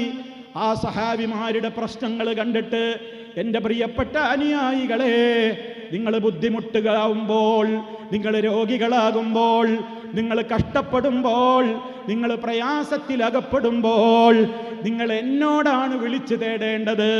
നിങ്ങൾ എന്നോടാണ് വിളിച്ചു തേടേണ്ടത്. ജീവിതകാലത്തും നിങ്ങൾ ഏതെങ്കിലും രാജ്യത്തിലേക്ക് നിങ്ങളെ ഞാൻ യാത്രയയക്കുമ്പോൾ നിങ്ങൾക്കവിടെ പ്രശ്നങ്ങൾ വന്നാൽ നിങ്ങൾ എന്നെയാണ് വിളിക്കേണ്ടത്. എന്നോടാണ് നിങ്ങൾ സങ്കടം പറയേണ്ടത്. ഇനി ഞാൻ വഫാത്തായിട്ട് ഈ ഭൂമിപ്പുറത്ത് നിന്ന് ബർസഖിന്റെ ലോകത്തേക്ക് ഞാൻ യാത്രയായി കഴിഞ്ഞാലും നിങ്ങളുടെ സങ്കടങ്ങൾ നിങ്ങൾ എന്നെ വിളിച്ച് പങ്കുവെക്കണേ, എന്നോട് തേടണേ, എന്നോട് സഹായം അഭ്യർത്ഥിക്കണേ. ഞാൻ നിങ്ങൾക്ക് അള്ളാന്റെ വക്കൽ നിന്ന് വാങ്ങിത്തന്നോളാം എന്നല്ലാതെ നിങ്ങളാരും റബ്ബിനോട് നേരിട്ട് വിളിക്കല്ലേ, റബ്ബിനോട് നിങ്ങൾ വിളിച്ച് തേടല്ലേ എന്ന് കാരുണ്യത്തിൻ്റെ പ്രവാചകനായ മുഹമ്മദ് മുസ്തഫ സല്ലല്ലാഹു അലൈഹി വസല്ലമ പഠിപ്പിച്ചതായി ഏതെങ്കിലും ഒരു ഹദീസിൻ്റെ തുണ്ട് പോലുമുണ്ടോ? ഒരു തെളിവിൻ്റെ ഒരു ചെറിയ ഭാഗം പോലുമുണ്ടോ പ്രിയപ്പെട്ടവരെ? ഇല്ലല്ലോ. മറിച്ച് നിങ്ങൾ ആലോചിച്ചു നോക്കൂ. പ്രയാസങ്ങൾ നബി സല്ലല്ലാഹു അലൈഹി വസല്ലമിനോട് അവിടുത്തെ സഹാബിമാര് ഒരിക്കൽ നബി സല്ലല്ലാഹു അലൈഹി വസല്ലമിനോട് അബൂബക്കർ സിദ്ദീഖ് റളിയല്ലാഹു തആല അൻഹു വന്നുകൊണ്ട് പറയുകയാണ്, അല്ലാഹുവിൻ്റെ റസൂലേ, എനിക്കൊരു ദുആ അങ്ങ് പഠിപ്പിച്ചു തരണം. ആ ദുആ എനിക്ക് എപ്പോഴും എൻ്റെ റബ്ബിനോട് ചോദിക്കാനുള്ള ദുആയാവണം. എനിക്ക് നിസ്കാരത്തിലും അത് ചോദിക്കാം, മറ്റു സമയത്തും എനിക്ക് എൻ്റെ റബ്ബിനോട് ചോദിക്കാലോ എന്ന് അല്ലാഹുവിൻ്റെ റസൂലിൻ്റെ കൂടെ നടക്കുന്ന ഉറ്റ സ്നേഹിതനായ അബൂബക്കർ സിദ്ദീഖ് റളിയല്ലാഹു അൻഹു ചെന്നാവശ്യപ്പെട്ടപ്പോൾ അല്ലാഹുവിൻ്റെ റസൂല് പഠിപ്പിച്ചു കൊടുക്കുകയാണ് ഒരു ദുആ. ആ ദുആ ഏതായിരുന്നു? അബൂബക്കറെ, നീ എന്നെ വിളിച്ചോളണം. ജീവിച്ചിരിക്കുന്ന കാലത്ത് നീ ഏതെങ്കിലും നാട്ടിലേക്ക് യാത്ര പോകുമ്പോൾ നിനക്ക് പ്രശ്നമുണ്ടെങ്കിലും എന്നെ വിളിച്ചോ, ഞാൻ മരിച്ചാലും എന്നെ വിളിച്ചോ. അതല്ല പഠിപ്പിച്ചു കൊടുക്കുന്നത്. മറിച്ച് അബൂബക്കർ റളിയല്ലാഹു അൻഹുവിനോട് അല്ലാഹുവിൻ്റെ റസൂല് പഠിപ്പിച്ചു കൊടുക്കുകയാണ്, അബൂബക്കറെ, നീ പ്രകാരം പ്രാർത്ഥിച്ചോളൂ. അല്ലാഹുമ്മ ഇന്നി ളലംതു നഫ്സി ളുൽമൻ കസീറാ വലാ യഗ്ഫിറു ദുനൂബ ഇല്ലാ അൻത فاغفر لي مغفرة من عندك وارحمني إنك أنت الغفور الرحيم. ഞാൻ എന്തിനാ അബൂബക്കർ റളിയല്ലാഹു അൻഹുവിന്റെ സംഭവം ഓർമ്മപ്പെടുത്തിയത്?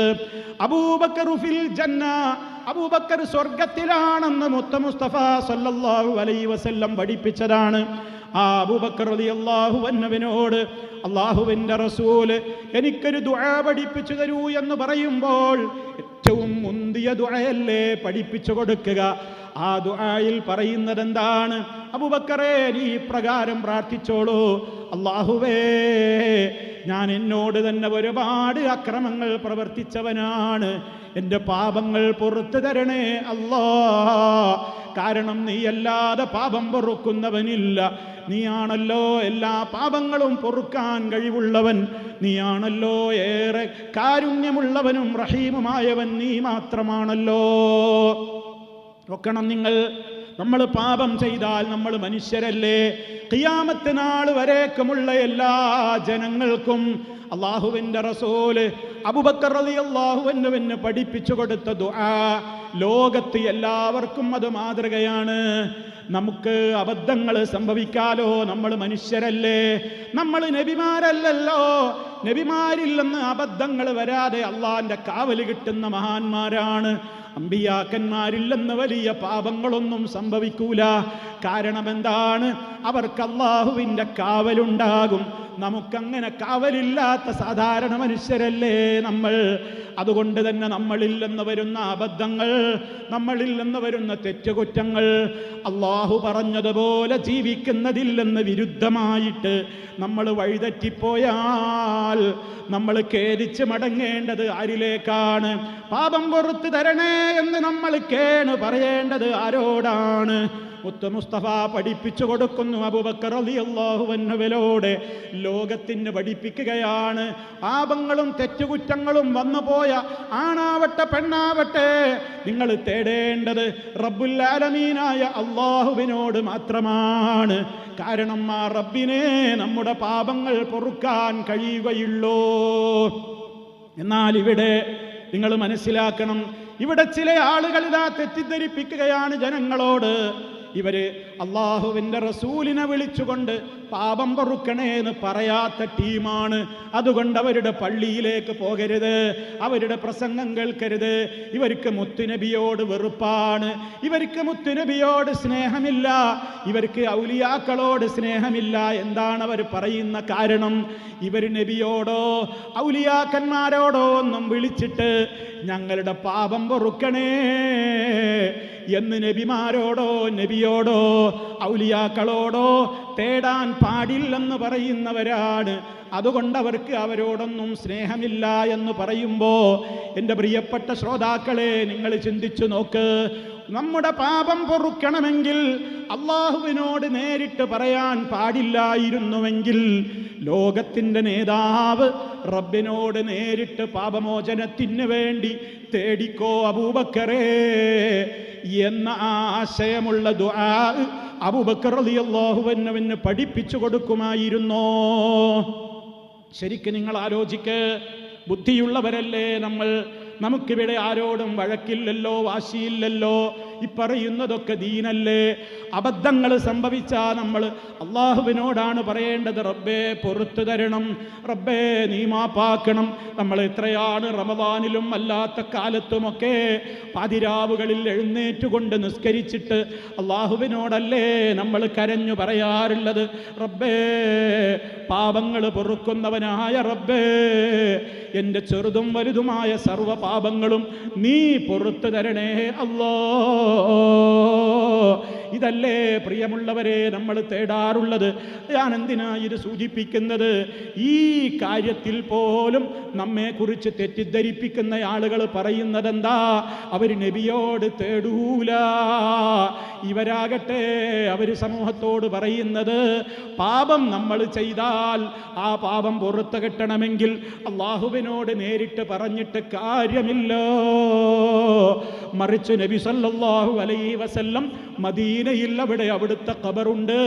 ആ മദീനയിൽ പോയിട്ടോ ഇനി പോകാൻ കഴിയാത്തവർ അവരവരുടെ വീടുകളിൽ നിന്നും നാടുകളിൽ നിന്നും പള്ളികളിൽ വെച്ചിട്ടുമൊക്കെ ഞാൻ പാപം ചെയ്തിരിക്കുന്നു നബിയേ, എണ്ണമറ്റ പാപങ്ങൾ ചെയ്തയാളാണ് ഞാൻ നബിയേ, ഞാൻ അങ്ങയോട് അവലാതി പറയുകയാണ്, എൻ്റെ പാപം പൊറുക്കണേ എന്ന് നബി തങ്ങളോട് വിളിച്ച് തേടാത്ത ആളുകളൊക്കെ മുനാഫിക്കുകളാണ്.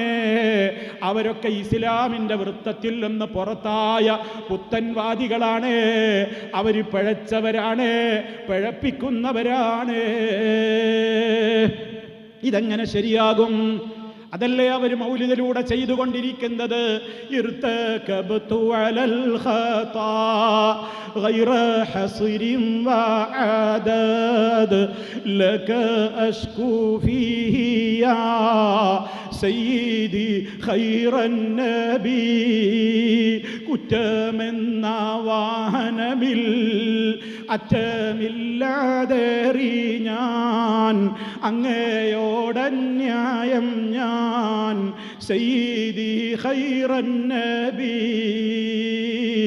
അവരുടേതായ പള്ളികളിൽ വെച്ച് അവർ ഈ മങ്കൂസ് മൗലീദ് ഓതുമ്പോൾ വീടുകളിൽ വെച്ച് അവർ നബിദിനത്തിനും അല്ലാതെയും റബീഉൽ അവ്വലിലും അല്ലാതെയുമൊക്കെ ഈ മൗലീദ് ഓതുമ്പോൾ പ്രിയപ്പെട്ട ഉമ്മമാരെ ഉപ്പമാരെ, മുജാഹിദ് പ്രസ്ഥാനം സമൂഹത്തോട് പറയുന്നു, അള്ളാന്റെ റസൂലിനെ ബഹുമാനിക്കാൻ എന്ന പേരിൽ ഒരു തലയണ വെച്ച് അതിന്മേൽ മറ്റൊരു വെള്ളമുണ്ടും വിരിച്ച് അതിന്മേൽ മൗലിദ് കിതാബും നിവർത്തി വെച്ചിട്ട് അള്ളാഹുവിൻ്റെ റസൂലിനെ വിളിച്ചുകൊണ്ടാണ് ഈ പറയുന്നത്, നബിയേ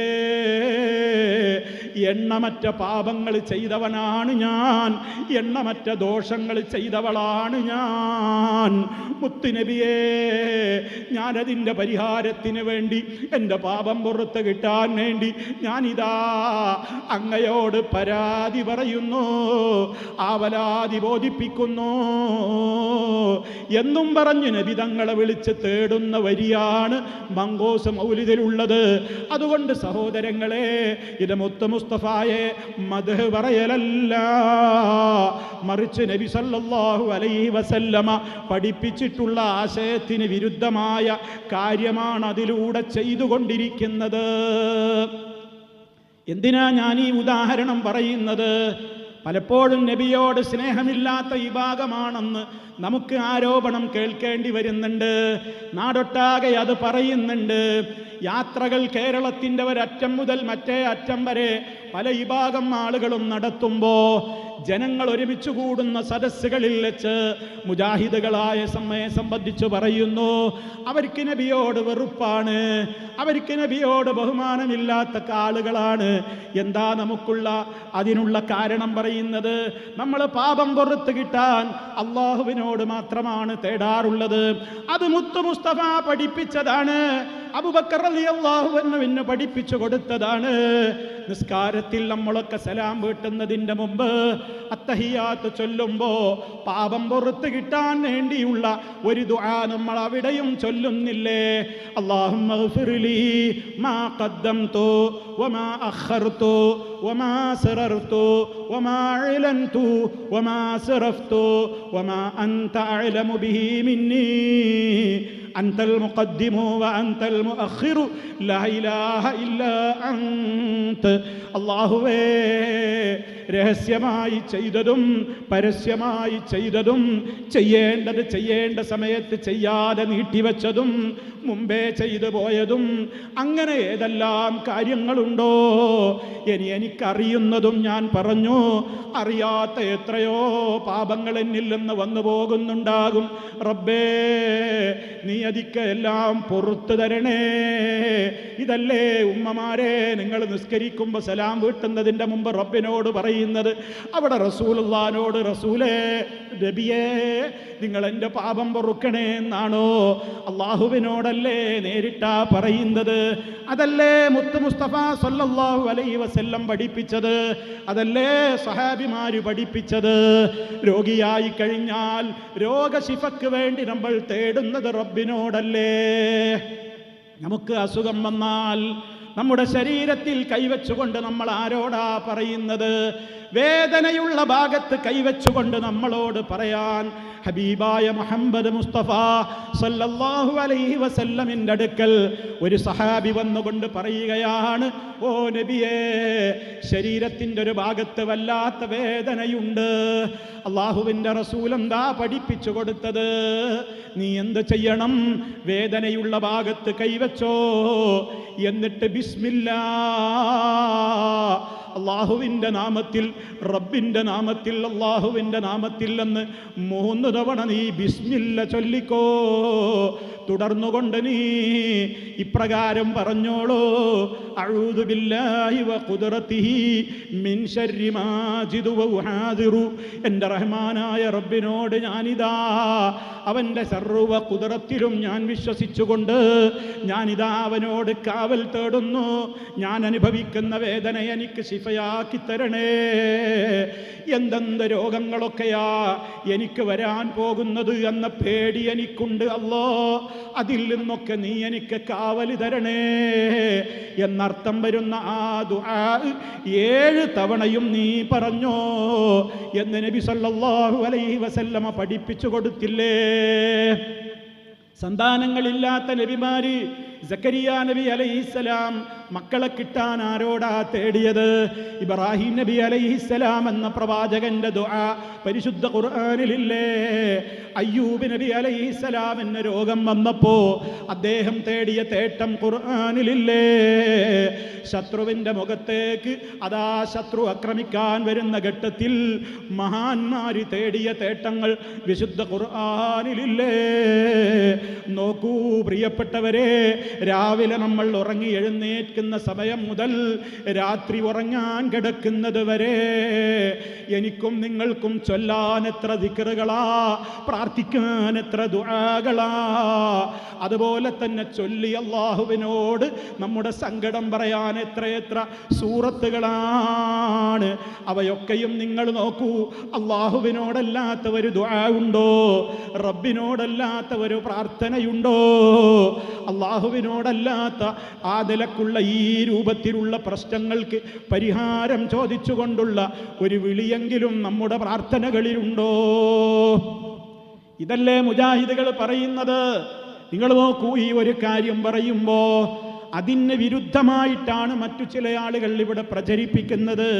മുജാഹിദുകൾ അവർ അള്ളാഹുവിനോട് മാത്രം തേടാൻ കാരണം അവർക്ക് അമ്പിയാക്കളിൽ വിശ്വാസമില്ലാത്തത് കൊണ്ടാണ്, ഔലിയാക്കളിൽ വിശ്വാസമില്ലാത്തത് കൊണ്ടാണ് എന്നുള്ള ആരോപണമാണ് പറയുന്നത്. നിങ്ങൾ നോക്കൂ, നബി സല്ലല്ലാഹു അലൈഹി വസല്ലമിൻ്റെ സ്വഹാബിമാര് ദൂരസ്ഥലങ്ങളിലേക്ക് യാത്ര പോകുമ്പോൾ അവർക്ക് അവിടെ വെച്ച് എന്തൊക്കെ പ്രശ്നങ്ങൾ ഉണ്ടാകാറുണ്ട്. പലപ്പോഴും പലവിധത്തിലുള്ള പ്രശ്നങ്ങളിൽ അവർക്ക് ഉത്തരം കിട്ടാതെ അവർ വിഷമിക്കാറുണ്ട്. അവരവിടെ നിന്നുകൊണ്ട് മദീനത്തുള്ള നബി സല്ലല്ലാഹു അലൈഹി വസല്ലമിനെ വിളിച്ചുകൊണ്ട് തേടാറാണോ പതിവുള്ളത്? ഒരിക്കലുമല്ല. അവർ യാത്ര കഴിഞ്ഞ് തിരിച്ചെത്തിയിട്ട് നബി തങ്ങളോട് അവരുടെ യാത്രകളുടെ കാര്യങ്ങളൊക്കെ വിവരിച്ചു കൊടുക്കാറാണ് പതിവുള്ളത്. എന്തേ അവർക്ക് നബിയിൽ വിശ്വാസമില്ലേ? നബി തങ്ങളുടെ കഴിവിൽ അവർക്കെന്തേ വിശ്വാസക്കുറവുണ്ടോ? ദൂരദേശത്തേക്ക് പോകുമ്പോൾ അന്ന് ഫോൺ വിളിക്കാൻ സംവിധാനങ്ങളില്ല, ഇൻ്റർനെറ്റ് സംവിധാനങ്ങളില്ല, വാട്സപ്പുകളില്ല, യൂട്യൂബ് സംവിധാനങ്ങളോ ഒന്നും തന്നെയില്ല.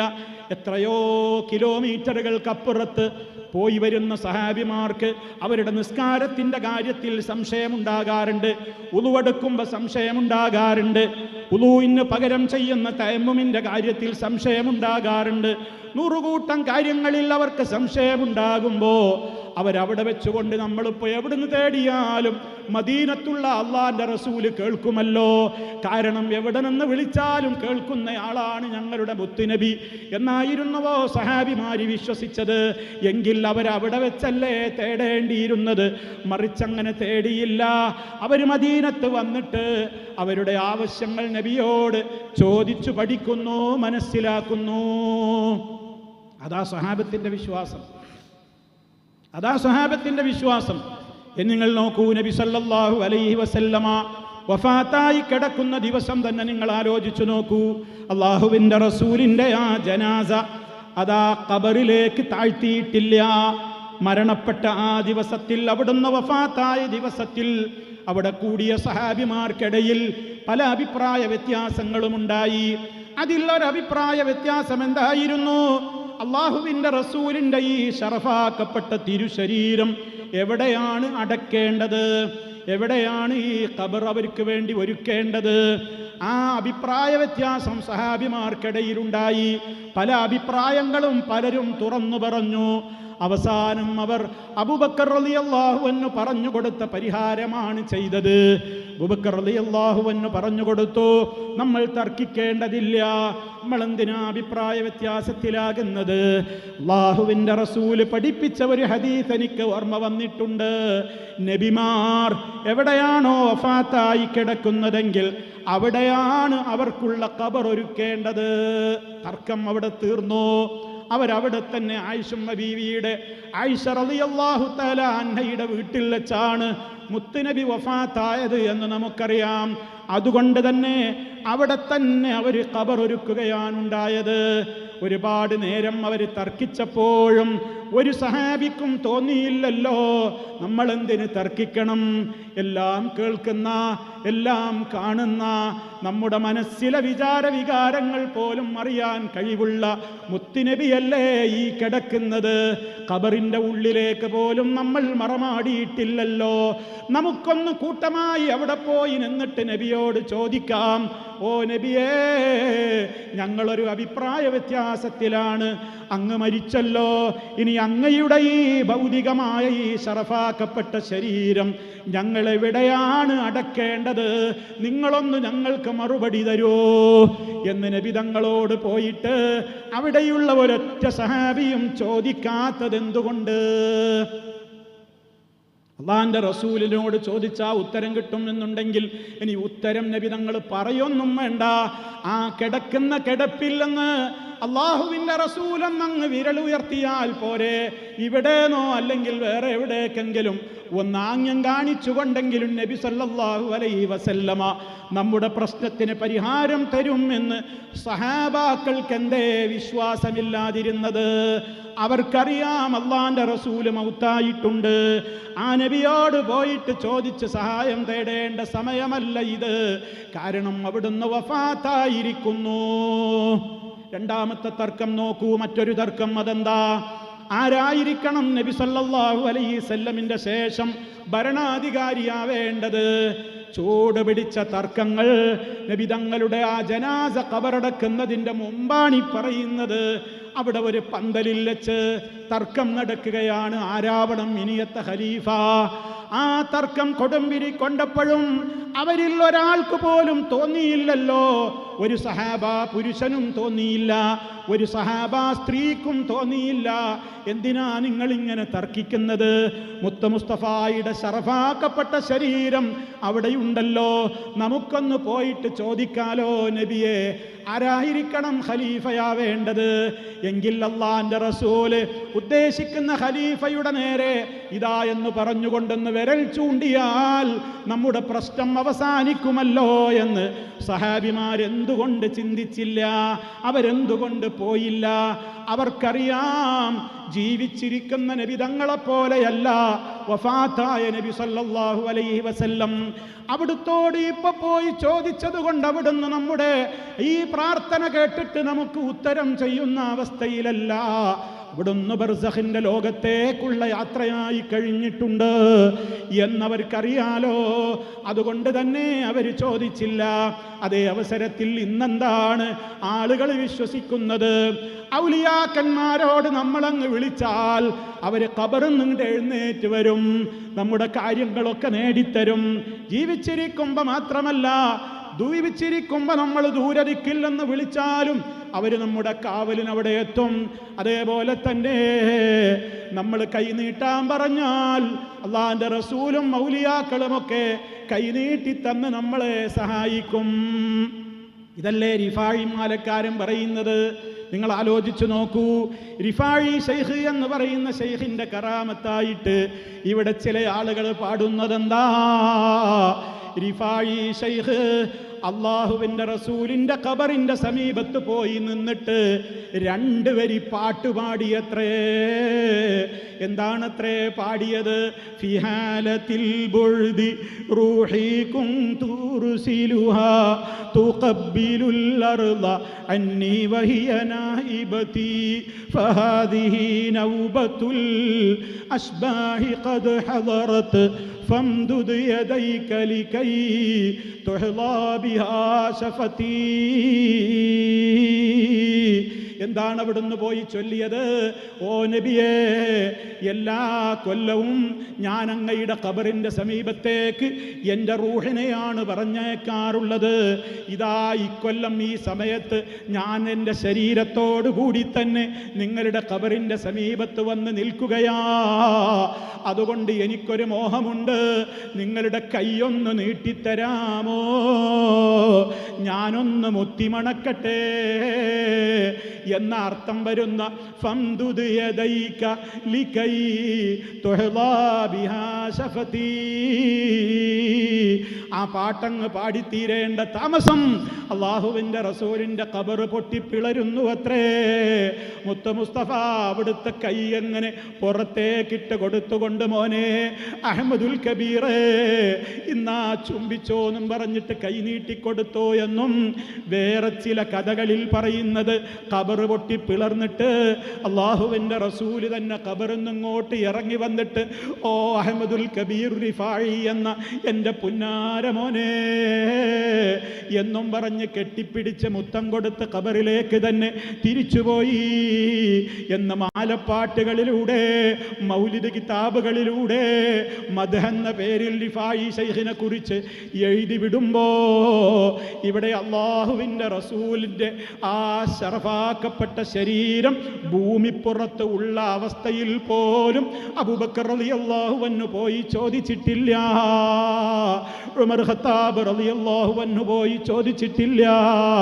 ഉസ്മാൻ ഇബ്നു അഫ്ഫാൻ റളിയല്ലാഹു അൻഹു പോയി ചോദിച്ചിട്ടില്ല. മരുമകനും പുതിയാപ്പിളയുമായിട്ടുള്ള 4ാം ഖലീഫയായ അലി ഇബ്നു അബീ ത്വാലിബ് റളിയല്ലാഹു അൻഹു ചോദിച്ചിട്ടില്ല. ആരുടേതാ ദീന്? ആര് പഠിപ്പിച്ചതാ ഇസ്ലാം? ആര് പറയുന്നതാ ശരി? ബുദ്ധിയുള്ളവരെ, തൻ്റെ ഇടമുള്ളവരെ, നിങ്ങൾ മനസ്സിലാക്ക്. ഇനി അള്ളാഹുവിൻ്റെ റസൂലിൻ്റെ വഫാത്തിൻ്റെ ശേഷം അവിടെ അവിടുന്നത്തേക്ക് ഖബറടക്കിയത് ഞാൻ നേരത്തെ സൂചിപ്പിച്ചതുപോലെ ആയിഷ റളിയല്ലാഹു അൻഹാ താമസിച്ചിരുന്ന റൂമിലാണല്ലോ ഖബറൊരുക്കിയത്. ആ ഖബർ അവിടെ വന്നതിൻ്റെ ശേഷം നമ്മുടെ ഉമ്മ ആയിഷ റളിയല്ലാഹു അൻഹാ ആ റൂമിൽ തന്നെയാണ് താമസിച്ചിരുന്നത്. പക്ഷേ ഒരു കർട്ടൻ അങ്ങോട്ട് ഇട്ടു. ആ കർട്ടൻ്റെ പുറത്ത് ഖബറും അപ്പുറത്ത് ബീവിയും താമസിക്കുകയാണ്. അങ്ങനെ എത്ര കൊല്ലം ആയിഷ റളിയല്ലാഹു അൻഹാ അള്ളാഹിൻ്റെ റസൂല് വഫാത്തായിട്ടും ആ റൂമിൽ തന്നെ കഴിഞ്ഞിട്ടുണ്ട്. ഒരിക്കലെങ്കിലും അള്ളാഹുവിൻ്റെ റസൂല് ഇറങ്ങി വന്നിട്ട് ആയിഷ എന്ന് വിളിച്ചുകൊണ്ട് ഇങ്ങോട്ട് എന്തെങ്കിലും പറഞ്ഞോ? ബീവി അങ്ങോട്ട് വല്ല സഹായവും തേടിയോ? ഉണ്ടെങ്കിൽ ഈ ദീനിൻ്റെ മുഴുവൻ കാര്യങ്ങളും പഠിപ്പിച്ചു തന്ന നമ്മുടെ ഉമ്മ നമുക്കത് പറഞ്ഞു തരാതെ പോകുമോ? നിങ്ങൾ ആലോചിക്ക്. നബി സല്ലല്ലാഹു അലൈഹി വസല്ലമിന്റെ പുന്നാര മകളാണ് ഫാത്തിമ റളിയല്ലാഹു അൻഹാ. അല്ലാഹുവിൻ്റെ റസൂലിൻ്റെ വഫാത്തിൻ്റെ ശേഷം അതാ 6 മാസക്കാലം മാത്രമല്ലേ ബീവി ജീവിച്ചുള്ളൂ. ജീവിതകാലത്ത് തന്നെ മകളെ നോക്കി പറഞ്ഞതെന്നാണ്, പൊന്നുമോളെ നീ എൻ്റെ കരളിൻ്റെ കഷ്ണമാണ്. അത്ര സ്നേഹമുള്ള പിതാവിൻ്റെ പുന്നാരമോള് ആയിഷ റളിയല്ലാഹു അൻഹാ മുത്ത മുസ്തഫായുടെ വഫാത്തിൻ്റെ ശേഷം ജീവിച്ച കാലത്ത് എന്തെല്ലാം അഭിപ്രായ വ്യത്യാസങ്ങൾ ഫാത്തിമ ബീവിക്കുണ്ടായിരുന്നു. ഏതെല്ലാം കാര്യങ്ങൾ അറിയണമെന്ന് അവർക്ക് ആഗ്രഹമുണ്ടായിരുന്നു. പൊന്നുപ്പയുടെ ഖബറുണ്ടല്ലോ, ഒന്ന് പോയിട്ട് എൻ്റെ ഉപ്പയോട് ചോദിക്കാലോ. ഫാത്തിമ റളിയല്ലാഹു അൻഹ ചോദിച്ചിട്ടുണ്ടോ? ചോദിച്ചിട്ടില്ലല്ലോ. എന്തേ കാരണം? ഫാത്തിമ ബീവി റളിയല്ലാഹു അൻഹയ്ക്ക്, ആയിഷ റളിയല്ലാഹു അൻഹയ്ക്ക്, അബൂബക്കർ റളിയല്ലാഹു അൻഹുവിന്, ഉമർ ഖത്താബ് റളിയല്ലാഹു അൻഹുവിന്, ഉസ്മാൻ റളിയല്ലാഹു അൻഹുവിന്, അലി റളിയല്ലാഹു അൻഹുവിന്, സഅദ് റളിയല്ലാഹു അൻഹുവിന്, സഈദ് റളിയല്ലാഹു അൻഹുവിന്, അബ്ദുറഹ്മാൻ റളിയല്ലാഹു അൻഹുവിന്, ത്വൽഹത്ത് റളിയല്ലാഹു അൻഹുവിന്, സുബൈർ റളിയല്ലാഹു അൻഹുവിന്. ഇവരുടെയൊക്കെ പേരെന്തിനാ പറയുന്നത്? അവരൊക്കെ സ്വർഗത്തിലാണ് വിശ്വാസികളെ. മുത്ത് മുസ്തഫായുടെ തിരുനാവ് കൊണ്ട് പറയപ്പെട്ടവരാണ് ഈ ആളുകളൊക്കെ. ഇവരൊക്കെ എന്തേ മുത്ത് മുസ്തഫായുടെ ഖബറിന്റെ സമീപത്ത് പോയിട്ടോ അല്ലാതെയോ യാ റസൂലല്ലാഹ്,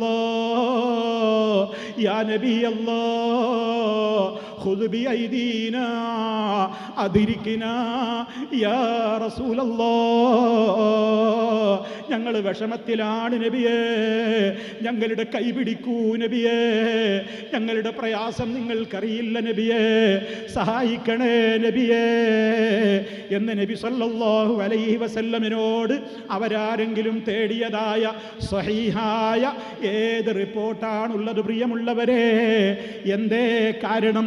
അവർക്കൊക്കെ അറിയാം സൃഷ്ടികളിൽ ശ്രേഷ്ഠനായ മുത്ത് മുസ്തഫ സല്ലല്ലാഹു അലൈഹി വസല്ലമിനോട് പോലും വഫാത്തിന്റെ ശേഷം അവിടുത്തോട് നമ്മൾ ഏത് കാര്യത്തിനും വിളിച്ച് തേടിയാലും അതൊക്കെ കേട്ട് ഉത്തരം ചെയ്യാൻ കഴിവുള്ള വ്യക്തിയാണ് മുത്ത് മുസ്തഫ എന്ന് അവരാരും വിശ്വസിച്ചിട്ടില്ല. നിങ്ങൾ ആലോചിച്ചു നോക്കി, എന്തേ ഇത്രത്തോളം അള്ളാഹുവിൻ്റെ റസൂൽ സല്ലല്ലാഹു അലൈഹി വസല്ലം അവരങ്ങനെ മാറി നിൽക്കാൻ എന്താണ് കാരണം? മുത്തുനബി അവരെ പഠിപ്പിച്ചത് അതായിരുന്നു. അതുകൊണ്ടാണ്. അതല്ലാതെ അവർക്കൊന്നും നബിതങ്ങളിൽ വിശ്വാസമില്ലാത്തത് കൊണ്ടല്ലല്ലോ. നബിതങ്ങളുടെ മുഅ്ജിസത്ത് അവർ പഠിച്ചിട്ടില്ലേ? നബിതങ്ങളുടെ കറാമത്ത് അവർ കണ്ടവരല്ലേ? എന്നിട്ടും എന്തേ അങ്ങനെ ചെയ്തില്ലല്ലോ? ഏറെ പ്രതിസന്ധി ഉണ്ടായില്ലേ പല സഹാബിമാർക്കും? ആ സഹാബിമാര് അതാ ഒന്ന് രണ്ട് സംഭവങ്ങൾ ഞാൻ സൂചിപ്പിക്കട്ടെ. ശത്രുക്കൾ കൊണ്ടുപോയിരിക്കുകയാണ് കുറേ സഹാബിമാരെ. ആ കൂട്ടത്തിൽ മഹാനായ ആസിം റളിയല്ലാഹു അൻഹു ഉണ്ട്. ബദറിൽ പങ്കെടുത്ത ബദരീങ്ങളിൽപ്പെട്ട ആസിം റളിയല്ലാഹു അൻഹു ഉണ്ട്. ആ ആസിം റളിയല്ലാഹു അൻഹു പ്രയാസം വന്ന ഘട്ടത്തിൽ അതാ അങ്ങകലെ ദൂരെ അല്ലാഹുവിൻ്റെ റസൂൽ അതാ യാത്ര അയച്ചിട്ടുള്ള ആ സഹാബി ഒരു സംഘത്തിൽ യാത്ര പോയതാണ്. വഴിക്ക് വെച്ച് അദ്ദേഹം ശത്രുക്കൾ അദ്ദേഹത്തെ വളഞ്ഞിട്ട് കൂടെയുള്ളവരെയും വളഞ്ഞിട്ട് പിടിച്ചിരിക്കുകയാണ്. കൊല്ലാൻ പോകുന്ന നേരത്ത് ആസിം റളിയല്ലാഹു അൻഹു അല്ലാഹുവിൻ്റെ റസൂലിനോട് നമ്മളിപ്പോൾ പെട്ടിട്ടുള്ള അപകടത്തിൻ്റെ വാർത്ത അറിയിക്കാൻ നബിയേ ഞങ്ങളുടെ അവസ്ഥ അങ്ങ് കാണുന്നില്ലേ എന്ന് മദീനയിലുള്ള നബിതങ്ങളോട് അവർ വിളിച്ചു തേടുകയാണോ ചെയ്തത്? അല്ല സഹോദരന്മാരെ, ചരിത്രം പരിശോധിക്ക്. മഹാനായ ആസിം റളിയല്ലാഹു അൻഹു അള്ളാനെ ഏൽപ്പിക്കുകയാണ്. അല്ലാഹുവേ അഖ്ബർ അന്നാ നബിയക, ഞങ്ങൾ അകപ്പെട്ട ആപത്തിൻ്റെ കടുപ്പം നിന്റെ നബിക്ക് നീ വിവരം കൊടുക്കണേ അല്ലാ. ഈ വലിയ പ്രതിസന്ധിയിലാണ് ഞങ്ങൾ അകപ്പെട്ടിട്ടുള്ളത്. ഈ വിവരം അള്ളാൻ്റെ റസൂലിന് അല്ലാഹുവേ നീ അറിയിച്ചു കൊടുക്കണേ എന്ന് അള്ളാഹുവിനെ വിളിച്ച് തേടുന്നു. മറിച്ച് നബിയേ ഞങ്ങൾ അകപ്പെട്ട വിഷമത്തിലാണ് നബിയെ, സഹായിക്കണേ നബിയേ എന്നാണോ ആസിം റളിയല്ലാഹു അൻഹു തേടിയത്? കൂട്ടത്തിലുണ്ടായിരുന്ന മറ്റൊരു സഹാബി ഖുബൈബ് റളിയല്ലാഹു അൻഹു. ഇതൊക്കെ എൻ്റെ പ്രിയപ്പെട്ടവരെ നിങ്ങൾ ചരിത്രത്തിൽ നിന്ന് പഠിക്കണം. ഖുബൈബ് റളിയല്ലാഹു അൻഹുവിനെ ശത്രുക്കളതാ കൊലമരത്തിൽ കയറ്റാൻ പോവുകയാണ്, വധശിക്ഷ നടപ്പിലാക്കാൻ പോവുകയാണ്. ആ സമയത്ത് 2 റക്അത്ത് നിസ്കരിക്കുന്നു, അല്ലാഹുവിനോട് തേടുന്നു, റഹ്മാനായ റബ്ബിനോട് പറയുകയാണ് അല്ലാഹുവേ നിന്റെ നബി ഞങ്ങൾക്ക് പഠിപ്പിച്ചു തന്നിട്ടുള്ള കാര്യങ്ങളൊക്കെ അതെത്തിക്കേണ്ടിടത്ത് എത്തിക്കാൻ ഞങ്ങളെ കൊണ്ട് ആകുന്നതൊക്കെ ഞങ്ങൾ ചെയ്തിട്ടുണ്ട് അല്ലാ. എന്നാൽ ഞങ്ങളിപ്പോൾ അകപ്പെട്ടിട്ടുള്ള ഈ വിഷമം നിന്റെ നബിക്ക് എത്തിക്കണേ. നിന്റെ നബിയോട് ഞങ്ങളുടെ ഈ പ്രശ്നത്തെപ്പറ്റി നീ ഒന്ന് വിവരം കൊടുക്കണേ അല്ലാ. ഞങ്ങളെപ്പറ്റി എന്തൊക്കെയാ ശത്രുക്കൾ ചെയ്യാൻ പോകുന്നതെന്ന് നീ അവർക്ക് വിവരം കൊടുക്കണേ അല്ലാ എന്ന് ഖുബൈബ് റളിയല്ലാഹു അൻഹു അല്ലാഹുവോട് എന്തേ തേടാൻ കാരണം? ഖുബൈബ് റളിയല്ലാഹു അൻഹു മുനാഫിക്കായിരുന്നു. ഖുബൈബ് റളിയല്ലാഹു അൻഹുവിന് മുത്തു മുസ്തഫയുടെ മുഅ്ജിസത്ത് കറാമത്തിൽ വിശ്വാസമില്ലായിരുന്നുവോ? എന്തേ അല്ലാഹനെ ഏൽപ്പിച്ചത്? മുത്തു മുസ്തഫ ദൂരദിക്കിലാണ്, ഞങ്ങൾ വിളിച്ചാൽ കേൾക്കുന്ന ദൂരത്ത് നിന്ന് വിളിച്ച് പ്രാർത്ഥിക്കാനുള്ള ഓർഡറില്ലല്ലോ. അവിടുന്ന് ഏത് ഘട്ടത്തിലും റബ്ബിനോട് തേടാനാണല്ലോ പഠിപ്പിച്ചിട്ടുള്ളത്. അതുകൊണ്ട് ഖുബൈബ് റളിയല്ലാഹു അൻഹു അല്ലാഹുവിനെ ഏൽപ്പിക്കുന്നു. അല്ലാഹു വഹയിലൂടെ മുത്തു മുസ്തഫാക്ക് വിവരം കൊടുക്കുന്നു. ഈ ചരിത്രങ്ങളൊക്കെ എന്തിനാ ഞാൻ പറയുന്നത്? അല്ലാഹുവിൻ്റെ റസൂൽ എവിടെയാണെങ്കിലും ജീവിച്ചിരിക്കുമ്പോൾ പോലും ഞങ്ങളെ എപ്പോഴും കാണുന്നുണ്ട്, കേൾക്കുന്നുണ്ട്, എപ്പോൾ വിളിച്ചാലും ഉത്തരം ചെയ്യുമെന്ന് സ്വഹാബാക്കൾ പോലും വിശ്വസിച്ചിട്ടില്ല. ആ സ്വഹാബാക്കളാണ് നമ്മുടെ പാരമ്പര്യം, ആ സ്വഹാബാക്കളാണ് നമ്മുടെ നേതാക്കന്മാർ. അവർക്ക് മുത്തു മുസ്തഫയെ കുറിച്ച് അവർ വിശ്വസിച്ചതുപോലെ നിങ്ങളും അല്ലാഹുവിൻ്റെ റസൂലിനെ കുറിച്ച് വിശ്വസിക്കൂ. ഇത് പറയുമ്പോഴാ നമ്മളോട് പറയുന്നത്, നിങ്ങളിവിടെ മുനാഫിക്കീങ്ങളാണ്, നിങ്ങൾ ഒരിക്കലും ഞങ്ങളെ വിഡ്ഢിത്തരത്തിന് ഞങ്ങളെ കിട്ടൂല. എന്താ നമ്മുടെ വിഡ്ഢിത്തരം? സഹാബ വിശ്വസിച്ചതുപോലെ വിശ്വസിക്കൂ എന്ന് പറഞ്ഞാൽ അത് ആ കാലഘട്ടത്തിലെ മുനാഫിക്കുകൾ പറഞ്ഞൊരു വാദമായിരുന്നു. അല്ലാഹു തആല പറയുന്നുണ്ട് അന്നത്തെ കപടന്മാരെ കുറിച്ച്, വൈദാ ഖീല ലഹും ആമിനൂ കമാ ആമനന്നാസ് ഖാലൂ അനുഅ്മിനു കമാ ആമനസ്സുഫഹാ അലാ ഇന്നഹും ഹുമുസ്സുഫഹാഉ വലാകിൻ ലാ യഅലമൂൻ. അവരോട് പറയപ്പെട്ടാൽ സഹാബിമാരി വിശ്വസിച്ചതുപോലെ നിങ്ങളും അല്ലാഹുവിനെ കുറിച്ച് റസൂലിനെ കുറിച്ച് ഒക്കെ നിങ്ങളും വിശ്വസിക്കൂ എന്നവരോട് പറയപ്പെട്ടാൽ അവർ പറയും, വിഡ്ഢികളെപ്പോലെ ഞങ്ങൾ വിശ്വസിക്കണോ? അപ്പം നിങ്ങൾ ആലോചിച്ചു നോക്കൂ, അല്ലാഹുവിൻ്റെ റസൂലിനെ കുറിച്ച് മുഴുവൻ സഹാബിമാരും ഇങ്ങനെയാണ് വിശ്വസിച്ചത്. അവർക്ക് മുത്തു മുസ്തഫയോട് സ്നേഹമില്ലാത്തത് കൊണ്ടാണോ, ബഹുമാനമില്ലാത്തത് കൊണ്ടാണോ, നബിയുടെ കഴിവുകളെ സംബന്ധിച്ച് പഠിക്കാത്തവരാണോ അവര്? ഇനി നോക്കൂ ഉമ്മമാരെ, എൻ്റെ പ്രിയപ്പെട്ട ശബ്ദം ശ്രവിക്കുന്ന എൻ്റെ പൊന്നുമ്മമാരോട്, പെങ്ങന്മാരോട് ഞാൻ മറ്റൊരു കഥ പറയട്ടെ. ഒക്കെ കഥകളല്ല, നടന്ന സംഭവങ്ങളാണ്. മഹദിയായ അതേ സഹാബ, മഹദികളായ സഹാബ സ്ത്രീകൾ മുത്തു മുസ്തഫക്ക് എല്ലാ കാര്യങ്ങളും അറിയാമായിരുന്നു എന്നാണോ വിശ്വസിച്ചിരുന്നത്? ജീവിച്ചിരിക്കുന്ന കാലത്ത് നടന്ന ഒരു സംഭവം കേട്ടോ. അല്ലാഹുവിൻ്റെ റസൂലിനെ ഒരു സഹാബിയതാ വീട്ടിലേക്ക് വിരുന്ന് വിളിച്ചിരിക്കുകയാണ്.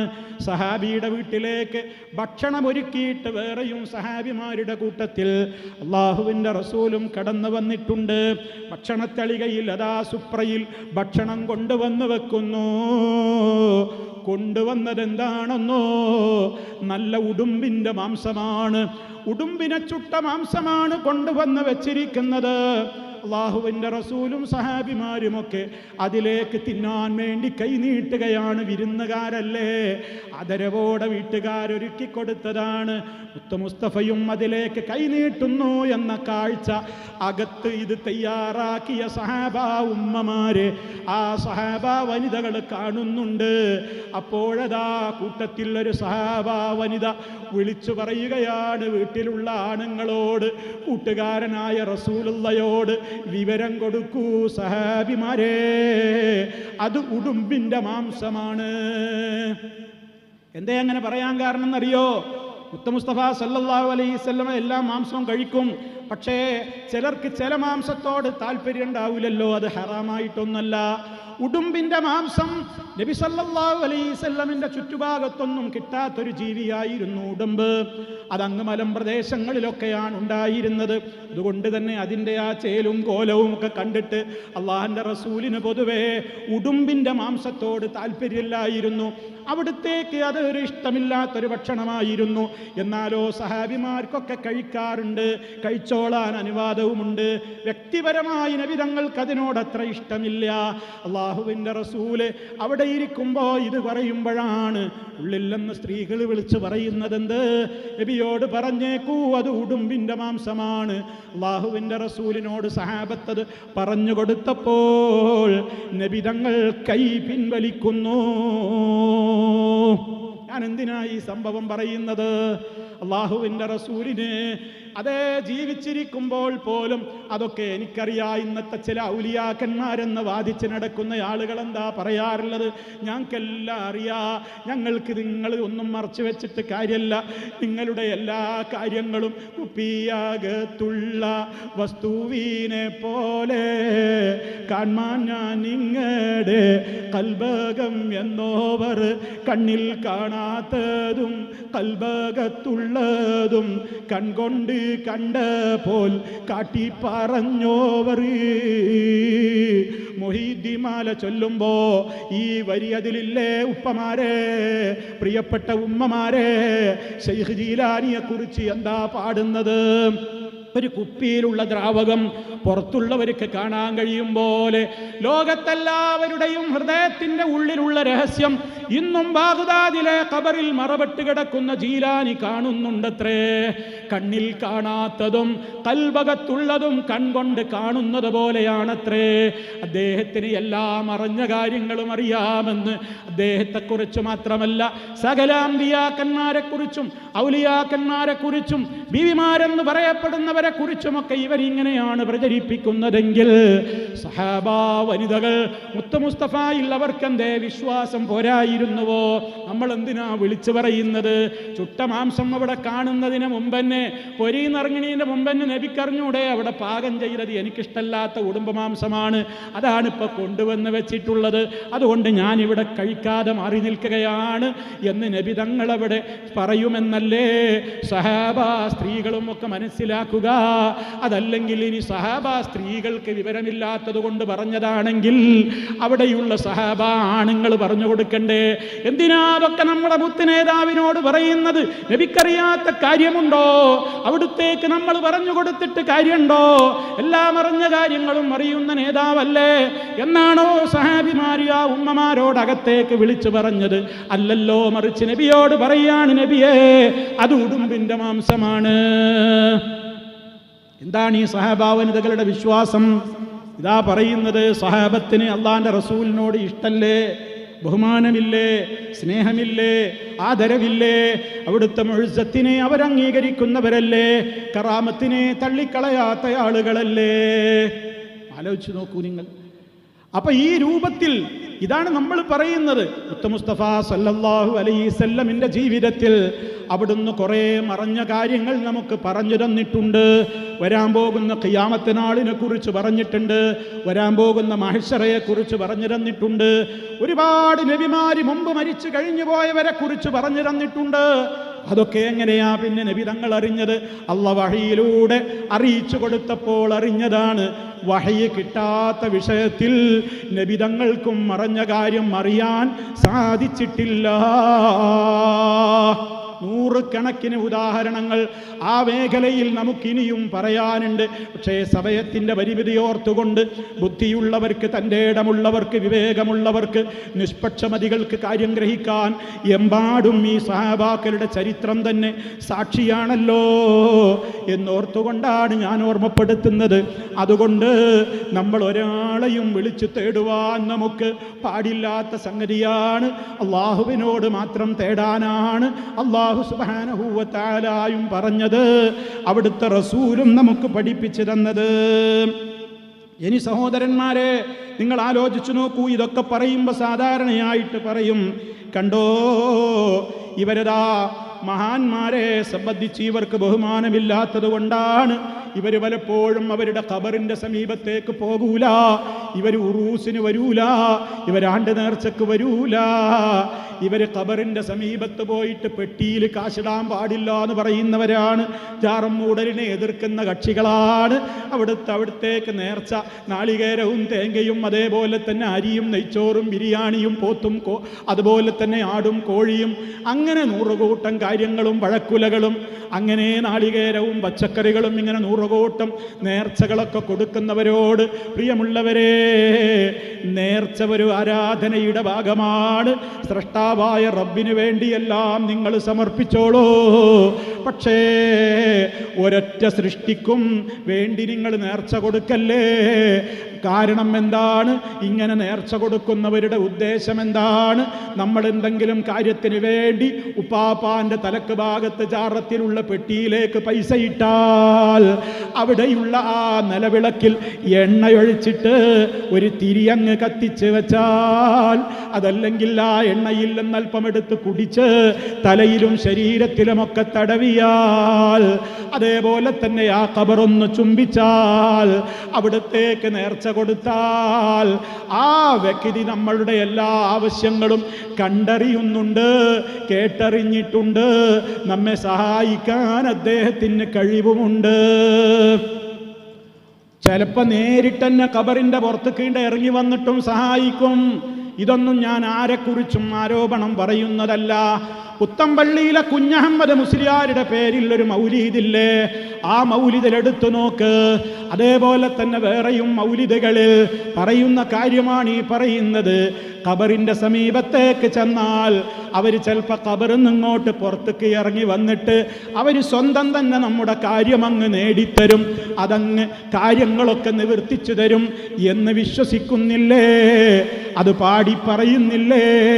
അതല്ലേ മൗലിദ് കിതാബിലൂടെ വായിച്ചു കൊണ്ടിരിക്കുന്നത്? ഉമ്മമാരെ, ഉപ്പമാരെ, നിങ്ങളൊന്ന് ചോദിച്ചു നോക്ക്. അള്ളാഹുവിൻ്റെ റസൂൽ സല്ലല്ലാഹു അലൈഹി വസല്ലമിൻ്റെ കാലത്ത് ഏത് ഖബറാണ് ഒരു ചാണിലപ്പുറം ഉയർത്തിയിട്ടുള്ളത്? മുസ്ലിമിൻ്റെ ഖബർ ആരുടെ ഖബറാണെങ്കിലും ഭൂമിയുടെ സമതലത്തിൽ നിന്ന് ഒരു ചാണിലപ്പുറം ഉയർത്താൻ പാടില്ലല്ലോ. പിന്നെ എങ്ങനെയാണത് കല്ലുകൾ വെച്ചുകൊണ്ട് ഉയരത്തിൽ പടുക്കുന്നത്? എങ്ങനെയാണ് പിന്നെ കുമ്മായവും പെയിന്റും സിമന്റും ഇടുന്നത്? എങ്ങനെയാണ് അതിന്മേൽ പട്ടുകൊണ്ട് മൂടുന്നത്? എങ്ങനെയാണ് അവിടെ ചന്ദനത്തിരി പുകയ്ക്കുന്നത്?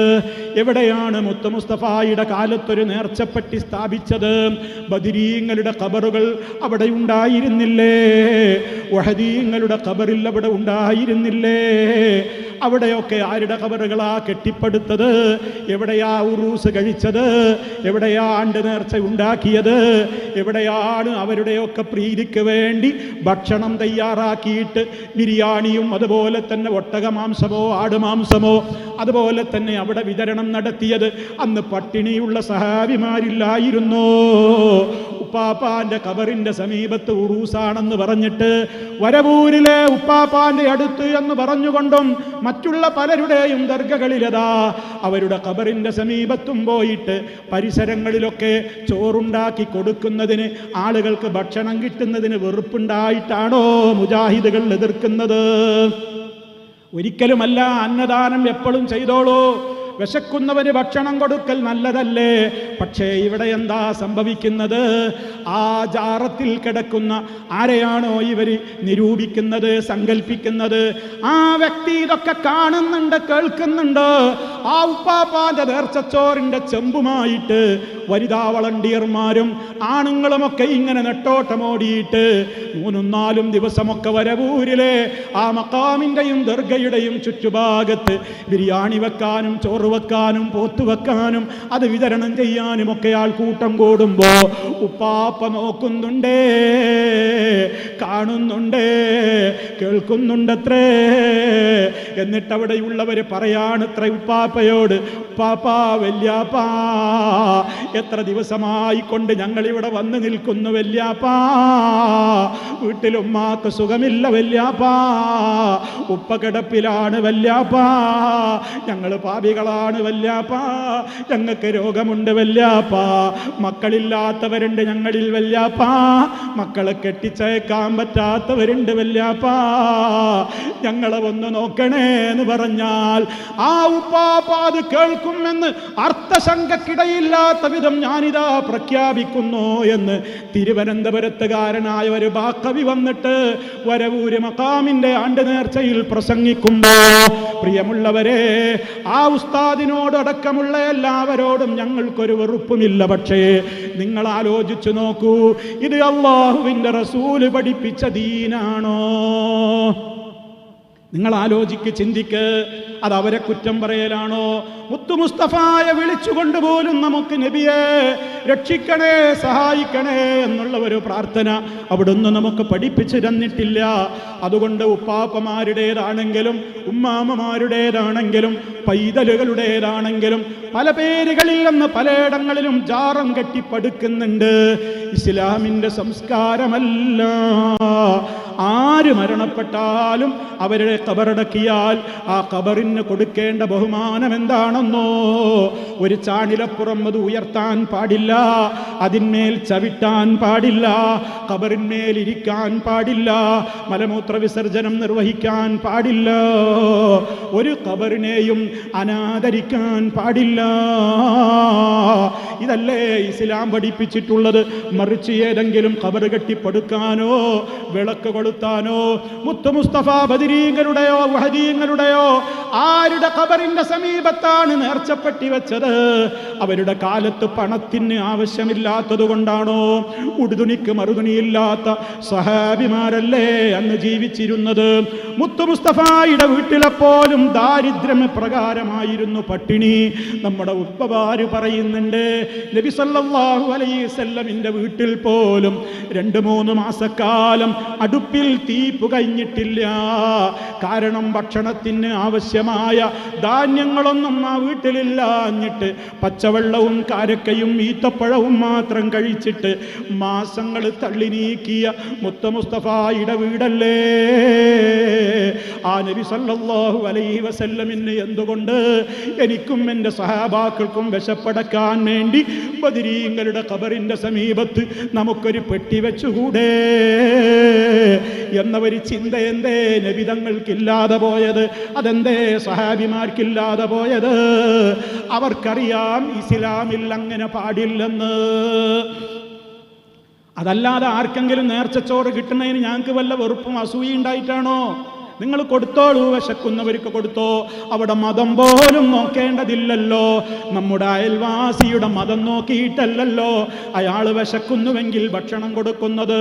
ശബരിമലയിലെ കഥ, കറുത്ത തുണിയും അതേപോലെ തന്നെ കറുത്ത കരിമാലകളും ധരിച്ചിട്ട് ഇരുമുടിക്കെട്ടുകളുമായിട്ട് യാത്ര പോകാൻ ഉദ്ദേശിക്കുന്ന എത്രയോ മുസ്ലിമീങ്ങളില്ലേ? അവരിങ്ങനെ കാൽനടയായിട്ട് നമ്മുടെ വീടിൻ്റെ സമീപത്തുകൂടെ പോകുമ്പോൾ ഞാൻ നിങ്ങളോട് ഒരു സാങ്കല്പികമായ ഒരു ചോദ്യം പറയട്ടെ. ഏതെങ്കിലും ഒരു സ്വാമിയോ ഒരു സ്വാമിമാരോ അവിടെ അങ്ങ് ഈ വെയിലത്ത് ചൂടത്തങ്ങ് തളർന്നു വീഴുന്നത് കണ്ടാൽ അതൊരു ഹിന്ദുവാണ്, അതൊരു അമുസ്ലിമാണ്, കിടക്കട്ടെ അവിടെ എന്നാണോ നമ്മൾ പറയുക? ഒരിക്കലുമല്ലല്ലോ. അദ്ദേഹത്തിൻ്റെ വിശ്വാസം അദ്ദേഹം ചെയ്യുന്നു, അദ്ദേഹത്തിൻ്റെ വിശ്വാസം അദ്ദേഹം ആചരിക്കുന്നു. പക്ഷേ എൻ്റെ ഒരു മനുഷ്യ സ്നേഹിതനാണല്ലോ ആ കിടക്കുന്നത്. അയാൾക്ക് ദാഹമുണ്ടോ? വെള്ളം കൊടുക്കണ്ടേ? എൻ്റെ വീട്ടിലേക്ക് അദ്ദേഹത്തെ ഒന്ന് മാറ്റിക്കിടത്തിയിട്ട് ഫാനൊന്ന് സ്വിച്ച് ഓൺ ആക്കിയിട്ട് ഒരൽപ്പം കാറ്റ് കൊള്ളിക്കണ്ടേ? അദ്ദേഹത്തിന് വിശക്കുന്നുവോ? രോഗിയാണോ? ഡോക്ടറെ കാണിക്കാൻ നമ്മുടെ വാഹനത്തിൽ അദ്ദേഹത്തെ കൊണ്ടുപോയി എന്ന് കാണിച്ചുകൂടെ? ഇതൊക്കെ മാനുഷികമായ കടമകളല്ലേ? അതേ അവസരത്തിൽ അദ്ദേഹം പോകുന്ന ശബരിമലയിലേക്ക് ഞാൻ പോകാറില്ലല്ലോ. ഞങ്ങളുടെ പള്ളിയിൽ വന്നിട്ട് അദ്ദേഹവും നിസ്കരിക്കാറില്ലല്ലോ. അദ്ദേഹത്തെ കൊണ്ട് ബാങ്ക് വിളിപ്പിക്കാറില്ലല്ലോ. കാരണം എന്താണ്? ഓരോരുത്തർക്കും അവരവരുടെ മതത്തിൻ്റെ നിയമങ്ങളുണ്ട്. ആ നിയമങ്ങൾ എനിക്കെൻ്റെ മതം ആചരിക്കാൻ സ്വാതന്ത്ര്യമുള്ളതുപോലെ അപ്പുറത്തുള്ള സഹോദരന് അവൻ്റെ മതം ആചരിക്കാനും സ്വാതന്ത്ര്യമുണ്ട്. അതെൻ്റെ അയൽക്കാരനായാലും കുരിശു ധരിക്കുന്ന ക്രിസ്ത്യാനിയാണെങ്കിലും അതുപോലെ തന്നെ ക്രിസ്തുമസിൻ്റെ അന്ന് അതേപോലെ തന്നെയുള്ള ഏതെല്ലാം മതപരമായ ചടങ്ങുകൾ ചെയ്യുന്ന ക്രിസ്ത്യാനിയാണെങ്കിലും ആരോടും നമുക്ക് അക്കാര്യത്തിൽ മതപരമായ കാര്യത്തിൽ നമ്മൾ അതിലൊന്നും പോയി കൂടിയാടുന്നില്ല എന്നുള്ളതുകൊണ്ട് അവരോട് വെറുപ്പുണ്ടായിട്ടല്ലല്ലോ. നമ്മുടെ പള്ളിയിൽ ബാങ്ക് കേട്ടാൽ നിസ്കാരത്തിന് അവർ വരാത്തതും നമ്മോട് വെറുപ്പുണ്ടായിട്ടല്ലല്ലോ. അവർ തലയിൽ തൊപ്പി ധരിച്ച് നമ്മുടെ പെണ്ണുങ്ങൾ പർദ്ദ ധരിക്കും പോലെ അവരുടെ ചേച്ചിമാർ പർദ്ദ ധരിക്കാത്തതിന് നമ്മൾക്ക് അവരോട് വെറുപ്പില്ലല്ലോ. കാരണം അവരുടെ മതത്തിൻ്റെ ചിട്ടകളാണ് പാലിക്കുന്നത്. ഈ ലോകത്ത് അങ്ങനെ മനുഷ്യർക്കൊക്കെ മാനുഷികമായ നിലക്കുള്ള സ്നേഹങ്ങളുണ്ട്. അത് മതപരമായ നിലക്കല്ല. മതപരമായ കാര്യങ്ങളിൽ ഓരോരുത്തർക്കും അവരവരുടേതായ വിശ്വാസങ്ങളുണ്ട്. അത് അവര് വിശ്വസിക്കട്ടെ, അവര് ആദരിക്കട്ടെ. അതേ അവസരത്തിൽ പരലോക കോടതിയിൽ രക്ഷപ്പെടണമെങ്കിൽ നിങ്ങൾ ഈ ആചരിക്കുന്ന ആചാരങ്ങൾ അത് ശരിയല്ല എന്ന് അവരോട് സ്നേഹത്തോടെ നമ്മൾ പറയുന്നുണ്ട്. അവർ നമ്മളോടും പറയുന്നുണ്ടാകാം. അതൊക്കെ അവർക്കുള്ള സ്വാതന്ത്ര്യമാണ്, നമുക്കുമുള്ള സ്വാതന്ത്ര്യമാണ്.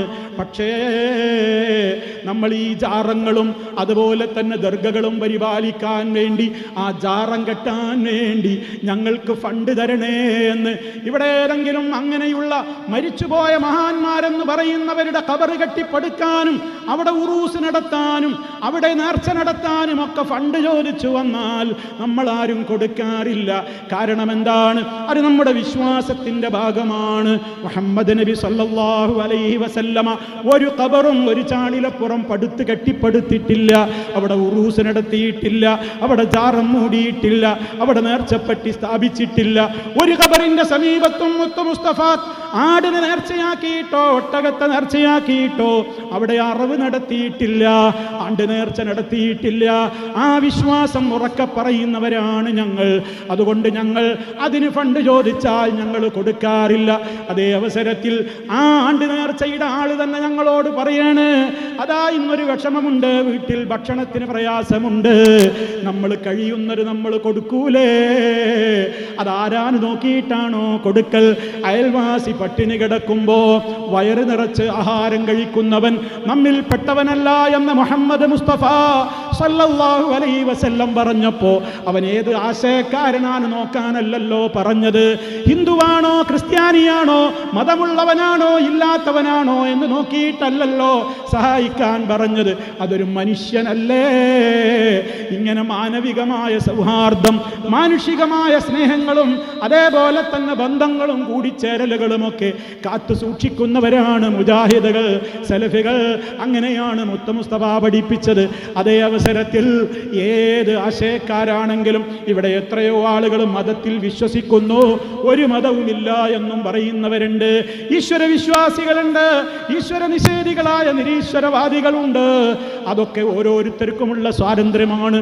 ഭൂമിയിൽ അതിനൊക്കെ സ്വാതന്ത്ര്യമുണ്ട്. പക്ഷേ മരണത്തിൻ്റെ ശേഷം രക്ഷപ്പെടണമെങ്കിൽ പ്രപഞ്ചത്തിൻ്റെ സൃഷ്ടാവായ റബ്ബിനോട് മാത്രമേ പ്രാർത്ഥിച്ചിട്ട് കാര്യമുള്ളൂ എന്ന സത്യം എല്ലാവരും ഉറക്കെ പറയുന്നു. അത് ജനങ്ങളെ പഠിപ്പിക്കുന്നു. അതിലാർക്കാണ് തർക്കിക്കേണ്ട കാര്യമുള്ളത്? അതുകൊണ്ട് അതിൻ്റെ പേരിൽ ആരെങ്കിലും നമ്മളെ തെറ്റിദ്ധരിക്കുന്നുവെങ്കിൽ മനസ്സിലാക്കുക, അതാരോടുമുള്ള വിദ്വേഷമല്ല. കാരണം ഞാനിങ്ങനെ ഓർമ്മപ്പെടുത്തുന്നത്, പല യാത്രകളും പടിഞ്ഞാറ് നിന്ന് കിഴക്കോട്ടും കിഴക്ക് നിന്ന് പടിഞ്ഞാറോട്ടുമൊക്കെ യാത്ര നടത്തുമ്പോൾ നമ്മെക്കുറിച്ച് പലരും പറയുന്നുണ്ട്, ഇവർ ഭീകരവാദികളാ, ഇവർ തീവ്രവാദികളാ, ഇവർ നേർച്ചക്ക് ഫണ്ട് കൊടുക്കൂല, ഉറൂസിന് ഫണ്ട് കൊടുക്കൂല, അതേപോലെ തന്നെ വേലക്ക് പിരിവ് ചോദിച്ചാൽ കൊടുക്കൂല, ഉത്സവത്തിന് കൊടുക്കൂല, ഉറൂസിന് കൊടുക്കൂല. സഹോദരങ്ങളെ, ശരി തന്നെയാണ്, അത് കൊടുക്കാത്തത് അത് നമ്മളുടെ വിശ്വാസത്തിൻ്റെ ഭാഗമാണ്. അതല്ലാതെ ആ മനുഷ്യനോട് വെറുപ്പല്ല. മാനുഷികമായിട്ട് പറയുന്ന ഏത് കക്ഷികളാണെങ്കിലും ആർക്കെന്തു പ്രയാസമുണ്ടെങ്കിലും നമ്മൾ ഒറ്റക്കെട്ടല്ലേ? നമ്മുടെ വീട്ടിലേക്ക് ഏതെങ്കിലും ഒരു വീട്ടിലേക്ക് ഒരു മൂർഖൻ പാമ്പ് കയറി വരുമ്പോൾ ആ പാമ്പിനെ കൊല്ലാൻ വേണ്ടി ആരൊക്കെയാണ് ഓടിക്കൂടാറുള്ളത് നോക്കിയിട്ടാണോ നമ്മൾ ആ പാമ്പിനെ തല്ലാറുള്ളത്? അത് നമ്മുടെ പൊതുശത്രുവാണ്, കടിച്ചാൽ അപകടകാരിയാണ്. അവിടെ ആരുടെ വീടാണെങ്കിലും ഒരാളെയും അത് കടിക്കാനിടവരരുത്. ഒരു പേപ്പട്ടി ഇറങ്ങിയാൽ ആ പേനായയുടെ പിന്നാലെ കൂടിയിട്ട് ആളുകൾക്ക് അതിൻ്റെ കടിയേൽക്കാതിരിക്കാൻ നമ്മൾ ഒറ്റക്കെട്ടായിട്ടല്ലേ നീങ്ങാറുള്ളത്? ഏത് പ്രശ്നങ്ങൾ വരുമ്പോഴും അങ്ങനെയല്ലേ? മാനവികതയുടെ കാര്യത്തിൽ നമ്മൾ അങ്ങനെയല്ലേ? അതേ അവസരത്തിൽ ലക്കും ദീനുക്കും വലിയ ദീൻ, നിങ്ങൾക്ക് നിങ്ങളുടെ മതം, എനിക്ക് എൻ്റെ മതം. ഓരോരുത്തർക്കും അവരവരുടേതായ മതമനുസരിച്ച് ജീവിക്കാൻ സ്വാതന്ത്ര്യമുള്ള മതേതരത്വത്തിൻ്റെ മണ്ണിലാണ്, ഭൂമികയിലാണ് നമ്മൾ ജീവിക്കുന്നത്. അവിടെയതാ അതൊക്കെ ഒരു കൂട്ടർ നടത്തുന്നതിലൊക്കെ ഇക്കൂട്ടരും പൊയ്ക്കോളണം, ഇക്കൂട്ടർ നടത്തുന്നതിലൊക്കെ മറ്റേ കൂട്ടരും വന്നോളണം, ഇല്ലെങ്കിൽ ഞങ്ങൾ സമ്മതിക്കൂല എന്ന് ആരെങ്കിലും പറയുന്നുവെങ്കിൽ അതാണ് തീവ്രവാദം, അതാണ് ഭീകരവാദം. നേരെ മറിച്ച് ഓരോരുത്തരും അവരവരുടേത് നടത്തിക്കോട്ടെ, അവർക്കതിന് സ്വാതന്ത്ര്യമുണ്ട്. നമ്മൾ ഒരാളെയും നമുക്കെതിരുള്ള ഒരു കാര്യം ഒരാൾ ചെയ്യുന്നു എന്നുള്ളത് കൊണ്ട് ആരെയും ആക്രമിക്കാൻ പോകൂല, നമ്മളാരും ആക്രമിക്കാനും വരുന്നില്ല. ഇതല്ലേ ഇവിടുത്തെ യഥാർത്ഥത്തിലുള്ള മാനവികത, അതല്ലേ മാനവ സൗഹാർദ്ദം. അതുകൊണ്ട് തന്നെ സഹോദരങ്ങളെ, നമ്മളിവിടെ അള്ളാഹുവിൻ്റെ അഥവാ സൃഷ്ടാവായ റബ്ബുൽ ആലമീൻ നമുക്ക് പഠിപ്പിച്ചു തന്നിട്ടുള്ള ആ യഥാർത്ഥമായ ദീനിൽ ജീവിക്കുന്ന കാലത്തോളം ഒരു ഖബറിനെയും ചുംബിക്കാൻ പാടില്ല. ഖബറിനെ ചുംബിക്കലും ഖബർ കെട്ടിപ്പടുക്കലും അതിന്മേൽ മുത്തമിടലുമൊക്കെ ഇസ്ലാമിൻ്റെ സംസ്കാരമല്ല. അള്ളാഹുവിൻ്റെ റസൂല് വഫാത്താകുന്ന നേരത്ത് പോലും എതിർത്തിട്ടുള്ള കാര്യമാണ് ഇങ്ങനെ ജാറങ്ങൾ ഉണ്ടാക്കലും അവിടെ ആരാധനകൾ സ്ഥാപിക്കലുമൊക്കെ. മുത്ത് മുസ്തഫ സല്ലല്ലാഹു അലൈഹി വസല്ലമ എത്ര ഗൗരവത്തോടെയാണ് അതിനെയൊക്കെ എതിർത്തിട്ടുള്ളത്. അതുകൊണ്ട് തന്നെ ഇസ്ലാം എന്താണോ നമ്മോട് പറയുന്നതെങ്കിൽ ആ വിധത്തിലുള്ള കൃത്യമായ ജീവിതത്തിലേക്കാണ് നമ്മൾ പോകേണ്ടത്. അതൊക്കെ പറയുമ്പോൾ പിന്നെയും പറയും, കണ്ടോ ഇവർക്ക് ഔലിയാക്കളോട് വെറുപ്പാണ്, ഔലിയാക്കളെ ഇവർ അംഗീകരിക്കുന്നില്ല. ഇതൊക്കെ ഞാൻ നേരത്തെ പറഞ്ഞതുപോലെയുള്ള ദുരാരോപണങ്ങൾ മാത്രമാണ്. അള്ളാഹു ഇഷ്ടപ്പെടുന്ന നമുക്കൊക്കെ റഹ്മാനായ റബ്ബിനോട് ധാരാളമായിട്ട് ഇബാദത്തുകൾ ചെയ്ത് അള്ളാഹുവിൻ്റെ ഇഷ്ടം പിടിച്ചു പറ്റാൻ എത്രത്തോളം നന്മകൾ ചെയ്യാൻ നമുക്ക് സാധിക്കുമോ അത്രത്തോളം നമ്മളതൊക്കെ പ്രവർത്തിക്കേണ്ടവരാണ്. അതേപോലെ തന്നെ അതെങ്ങനെയാണ്? കേവലം വാക്കുകളിലൂടെയല്ല. ഇവിടെ ഉദ്ഘാടനം ചെയ്യപ്പെട്ട പള്ളിയില്ലേ, അതെന്തിനുള്ളതാണ്? ഈ നാട്ടുകാരുടെ പള്ളിയാണത്. ഈ നാട്ടിലെ ഏതെങ്കിലും ഒരു വിഭാഗത്തിന് അങ്ങോട്ട് പ്രവേശനമില്ല എന്ന് പറഞ്ഞിട്ടില്ലല്ലോ. എത്രത്തോളം ഒരു അമുസ്ലിമായ സഹോദരന് തോന്നുകയാണ് ഇവിടെ നമ്മുടെ ഈ കരിയന്നൂരിൽ തുറന്നിട്ടുള്ള മസ്ജിദ് തൗഹീദ് എനിക്കൊന്ന് കാണണം എന്ന് പറഞ്ഞാൽ നമ്മുടെ പ്രവർത്തകന്മാർ ഇരുകയും നീട്ടി അദ്ദേഹത്തെ സ്വീകരിക്കൂലേ? നിങ്ങൾ ശുദ്ധിയായി അതെ കാലൊക്കെ കഴുകിയിട്ട്, അത് മുസ്ലിമീങ്ങളും അങ്ങനെ തന്നെയല്ലേ അതിൻ്റെ അകത്തേക്ക് കയറുന്നത്, വൃത്തിയോടുകൂടെ കയറണം. കാണാമല്ലോ, അവർക്കതിന് കാണുന്നതിന് വിരോധമില്ലല്ലോ. അതേപോലെ തന്നെ അവിടെ അതാ ജമാഅത്ത് നമസ്കാരം നടക്കുന്നു. സർവ്വ മുസ്ലിം പുരുഷന്മാരെ സംബന്ധിച്ചിടത്തോളം അവർ പള്ളിയിൽ പോയിട്ടല്ലേ നിസ്കരിക്കേണ്ടത്. അള്ളാഹുവിൻ്റെ പൊരുത്തം നേടുവാൻ അതിനുള്ള കേന്ദ്രമാണ് പള്ളി. ആഴ്ചതോറും അവിടെ ആളുകൾ ഒരുമിച്ച് കൂടുന്നു, ജുമാ നടക്കുന്നു. എന്താണ് ഈ പള്ളിയുടെ പ്രത്യേകത? ആ പള്ളിയിൽ വെച്ച് കുത്തുബിയ്യത്ത് ഉണ്ടാകൂല, റാത്തീബ് ഉണ്ടാകൂല. കുത്തുബിയ്യത്ത് എന്ന് പറഞ്ഞാൽ ഞാൻ നേരത്തെ പറഞ്ഞതുപോലെ മുഹീദ്ദീൻ ശൈഖിനെ 1000 വട്ടം വിളിക്കുന്ന ഏർപ്പാടാണ്. യാ ഗൗസു യാ മുഹയ്യദ്ദീൻ അബ്ദുൽ ഖാദിർ ജീലാനി എന്ന് ശൈഖ് ജീലാനിയെയും മറ്റുള്ളവരെയുമൊക്കെ മൗലിദിലൂടെയും മാലയിലൂടെയും റാത്തീബിൻ്റെയും ഒക്കെ പേരിൽ, സലാത്ത് മജ്ലിസ് എന്ന പേരിൽ, മജ്ലിസുൻ നൂർ എന്നൊക്കെയുള്ള പേരിട്ടുകൊണ്ട് അവരെയൊക്കെ വിളിക്കുന്ന ചടങ്ങ് പള്ളികളിലും മദ്രസകളിലുമൊക്കെ നടക്കുന്നുണ്ട്. അത് ഞങ്ങളുടെ ആ മസ്ജിദ് തൗഹീദിൽ നടക്കൂല. എന്തേ കാരണം? മുത്ത് മുസ്തഫ അത് പഠിപ്പിച്ചു തന്നിട്ടില്ല. അതല്ലേ ഇത്രയും നേരം ഞാൻ വിശദീകരിച്ചത്. ഇനി അവിടെ ആഴ്ചതോറും നടക്കുന്ന വെള്ളിയാഴ്ച ജുമാ ഖുതുബക്ക് ഒരു പ്രത്യേകതയുണ്ട്. അത് ജനങ്ങൾക്ക് മനസ്സിലാകുന്ന ഭാഷയിലാണ് പറഞ്ഞു കൊടുക്കുക. കാരണം അള്ളാഹുവിൻ്റെ റസൂല് നടത്തിയ ഒരൊറ്റ ഖുതുബയും ആ ജനങ്ങൾക്ക് മനസ്സിലാകാത്ത ഭാഷയിൽ പറഞ്ഞിട്ടില്ല. മലയാളമോ ഇംഗ്ലീഷോ തമിഴോ കന്നഡയോ എന്നുള്ളതല്ല പ്രശ്നം. അവിടെ കൂടിയ ജനങ്ങൾക്ക് മനസ്സിലാകുന്ന ഭാഷയിലാണ് സംസാരിച്ചത്. പരിശുദ്ധ ഖുർആനിൻ്റെ ആയത്തോതിയിട്ട് അവർക്ക് മനസ്സിലാകുന്ന കാര്യങ്ങൾ അള്ളാഹിൻ്റെ റസൂല് വിശദീകരിച്ചു കൊടുക്കാറാണ് പതിവുള്ളത്. അങ്ങനെ അവർക്ക് ആവശ്യമായ ഉത്ബോധനങ്ങൾ നടത്താറാണ് പതിവുള്ളത്. അതുകൊണ്ട് നമ്മുടെ പള്ളിയിലും ജനങ്ങൾക്ക് ആവശ്യമായ നിലക്ക് ഓരോ കാലത്തും അവരെ പഠിപ്പിക്കേണ്ട കാര്യങ്ങൾ കൃത്യമായി പഠിപ്പിച്ചു കൊടുക്കുന്നു. അവിടെ സ്ത്രീകൾക്കും വേണമെങ്കിൽ വരാം, പുരുഷന്മാരെ പോലെ അവർക്ക് നിർബന്ധമില്ല. എന്നാൽ ഒരു സ്ത്രീക്ക് തോന്നുകയാണ് ആഴ്ചതോറും നടക്കുന്ന ഖുതുബ എനിക്കുമെന്ന് കേൾക്കണം. അങ്ങനെ ഒരു സ്ത്രീ വീട്ടിൽ നിന്ന് ളുഹർ നിസ്കരിക്കുന്നതിന് പകരം പള്ളിയിലേക്ക് ജുമാക്ക് പോയാൽ അവർക്കതാ ഉളുവെടുക്കാൻ പ്രത്യേകം ഇടമുണ്ട്, അവർക്ക് കയറാൻ വഴിയുണ്ട്, അവർക്കിരിക്കാൻ സെപ്പറേറ്റ് റൂമുണ്ട്. അവിടെ ഇരുന്ന് അവരവിടുത്തെ ഉത്ബോധനങ്ങൾ കേട്ട് നിസ്കാരത്തിൽ പങ്കെടുത്തു പോന്നാൽ അവർക്കന്ന് ളുഹർ നിസ്കരിക്കേണ്ട ആവശ്യമില്ലല്ലോ. ആ ജുമാ തന്നെ മതിയല്ലോ. അത് നബിതങ്ങൾ കൊടുത്ത അനുവാദമല്ലേ? മക്കത്തെ പള്ളിയിലും നടക്കുന്നു, മദീനത്തെ പള്ളിയിലും നടക്കുന്നു.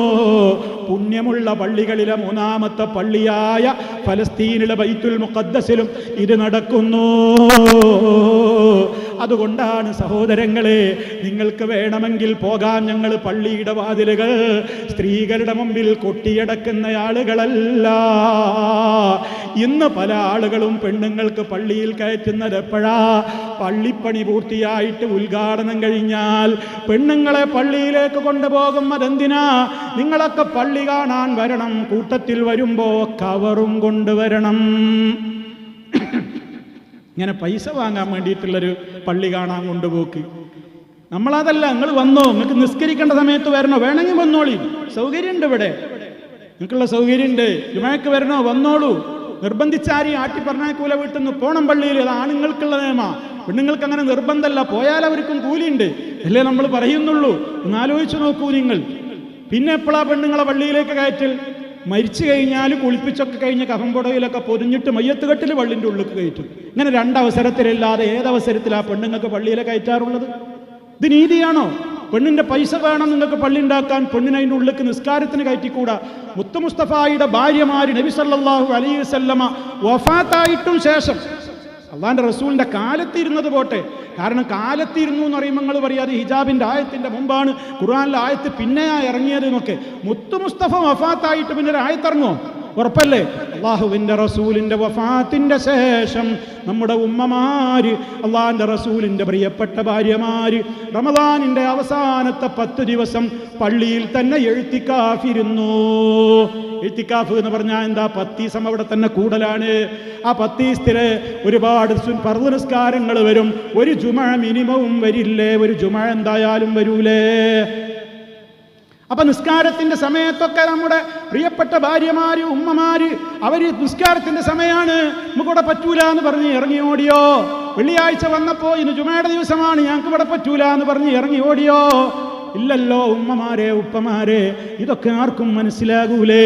അതുകൊണ്ട് അങ്ങനെ ഒരു സൗകര്യം ആഗ്രഹമുള്ള ഉമ്മമാർക്ക് വരണമെങ്കിൽ അതിന് ഈ പള്ളിയിൽ മസ്ജിദു തൗഹീദിൽ അതിനുള്ള അവസരമുണ്ട്. ഇതിനൊക്കെ ഞങ്ങൾ കേൾക്കേണ്ടി വരുന്ന പരിഹാസങ്ങൾ, ആരോപണങ്ങൾ എത്രയാണെന്ന് ഈ വേദിയിൽ വെച്ച് പറയാൻ പോലും കൊള്ളൂല. അത്ര വലിയ വ്യഭിചാരാരോപണങ്ങൾ വരെ ഈ അനുവാദം ഞങ്ങൾ കൊടുക്കുന്നു എന്നുള്ളതിൻ്റെ പേരിൽ ഞങ്ങൾ കേൾക്കാറുണ്ട്. പക്ഷേ അതൊക്കെ ഞങ്ങൾ അവഗണിക്കുന്നു.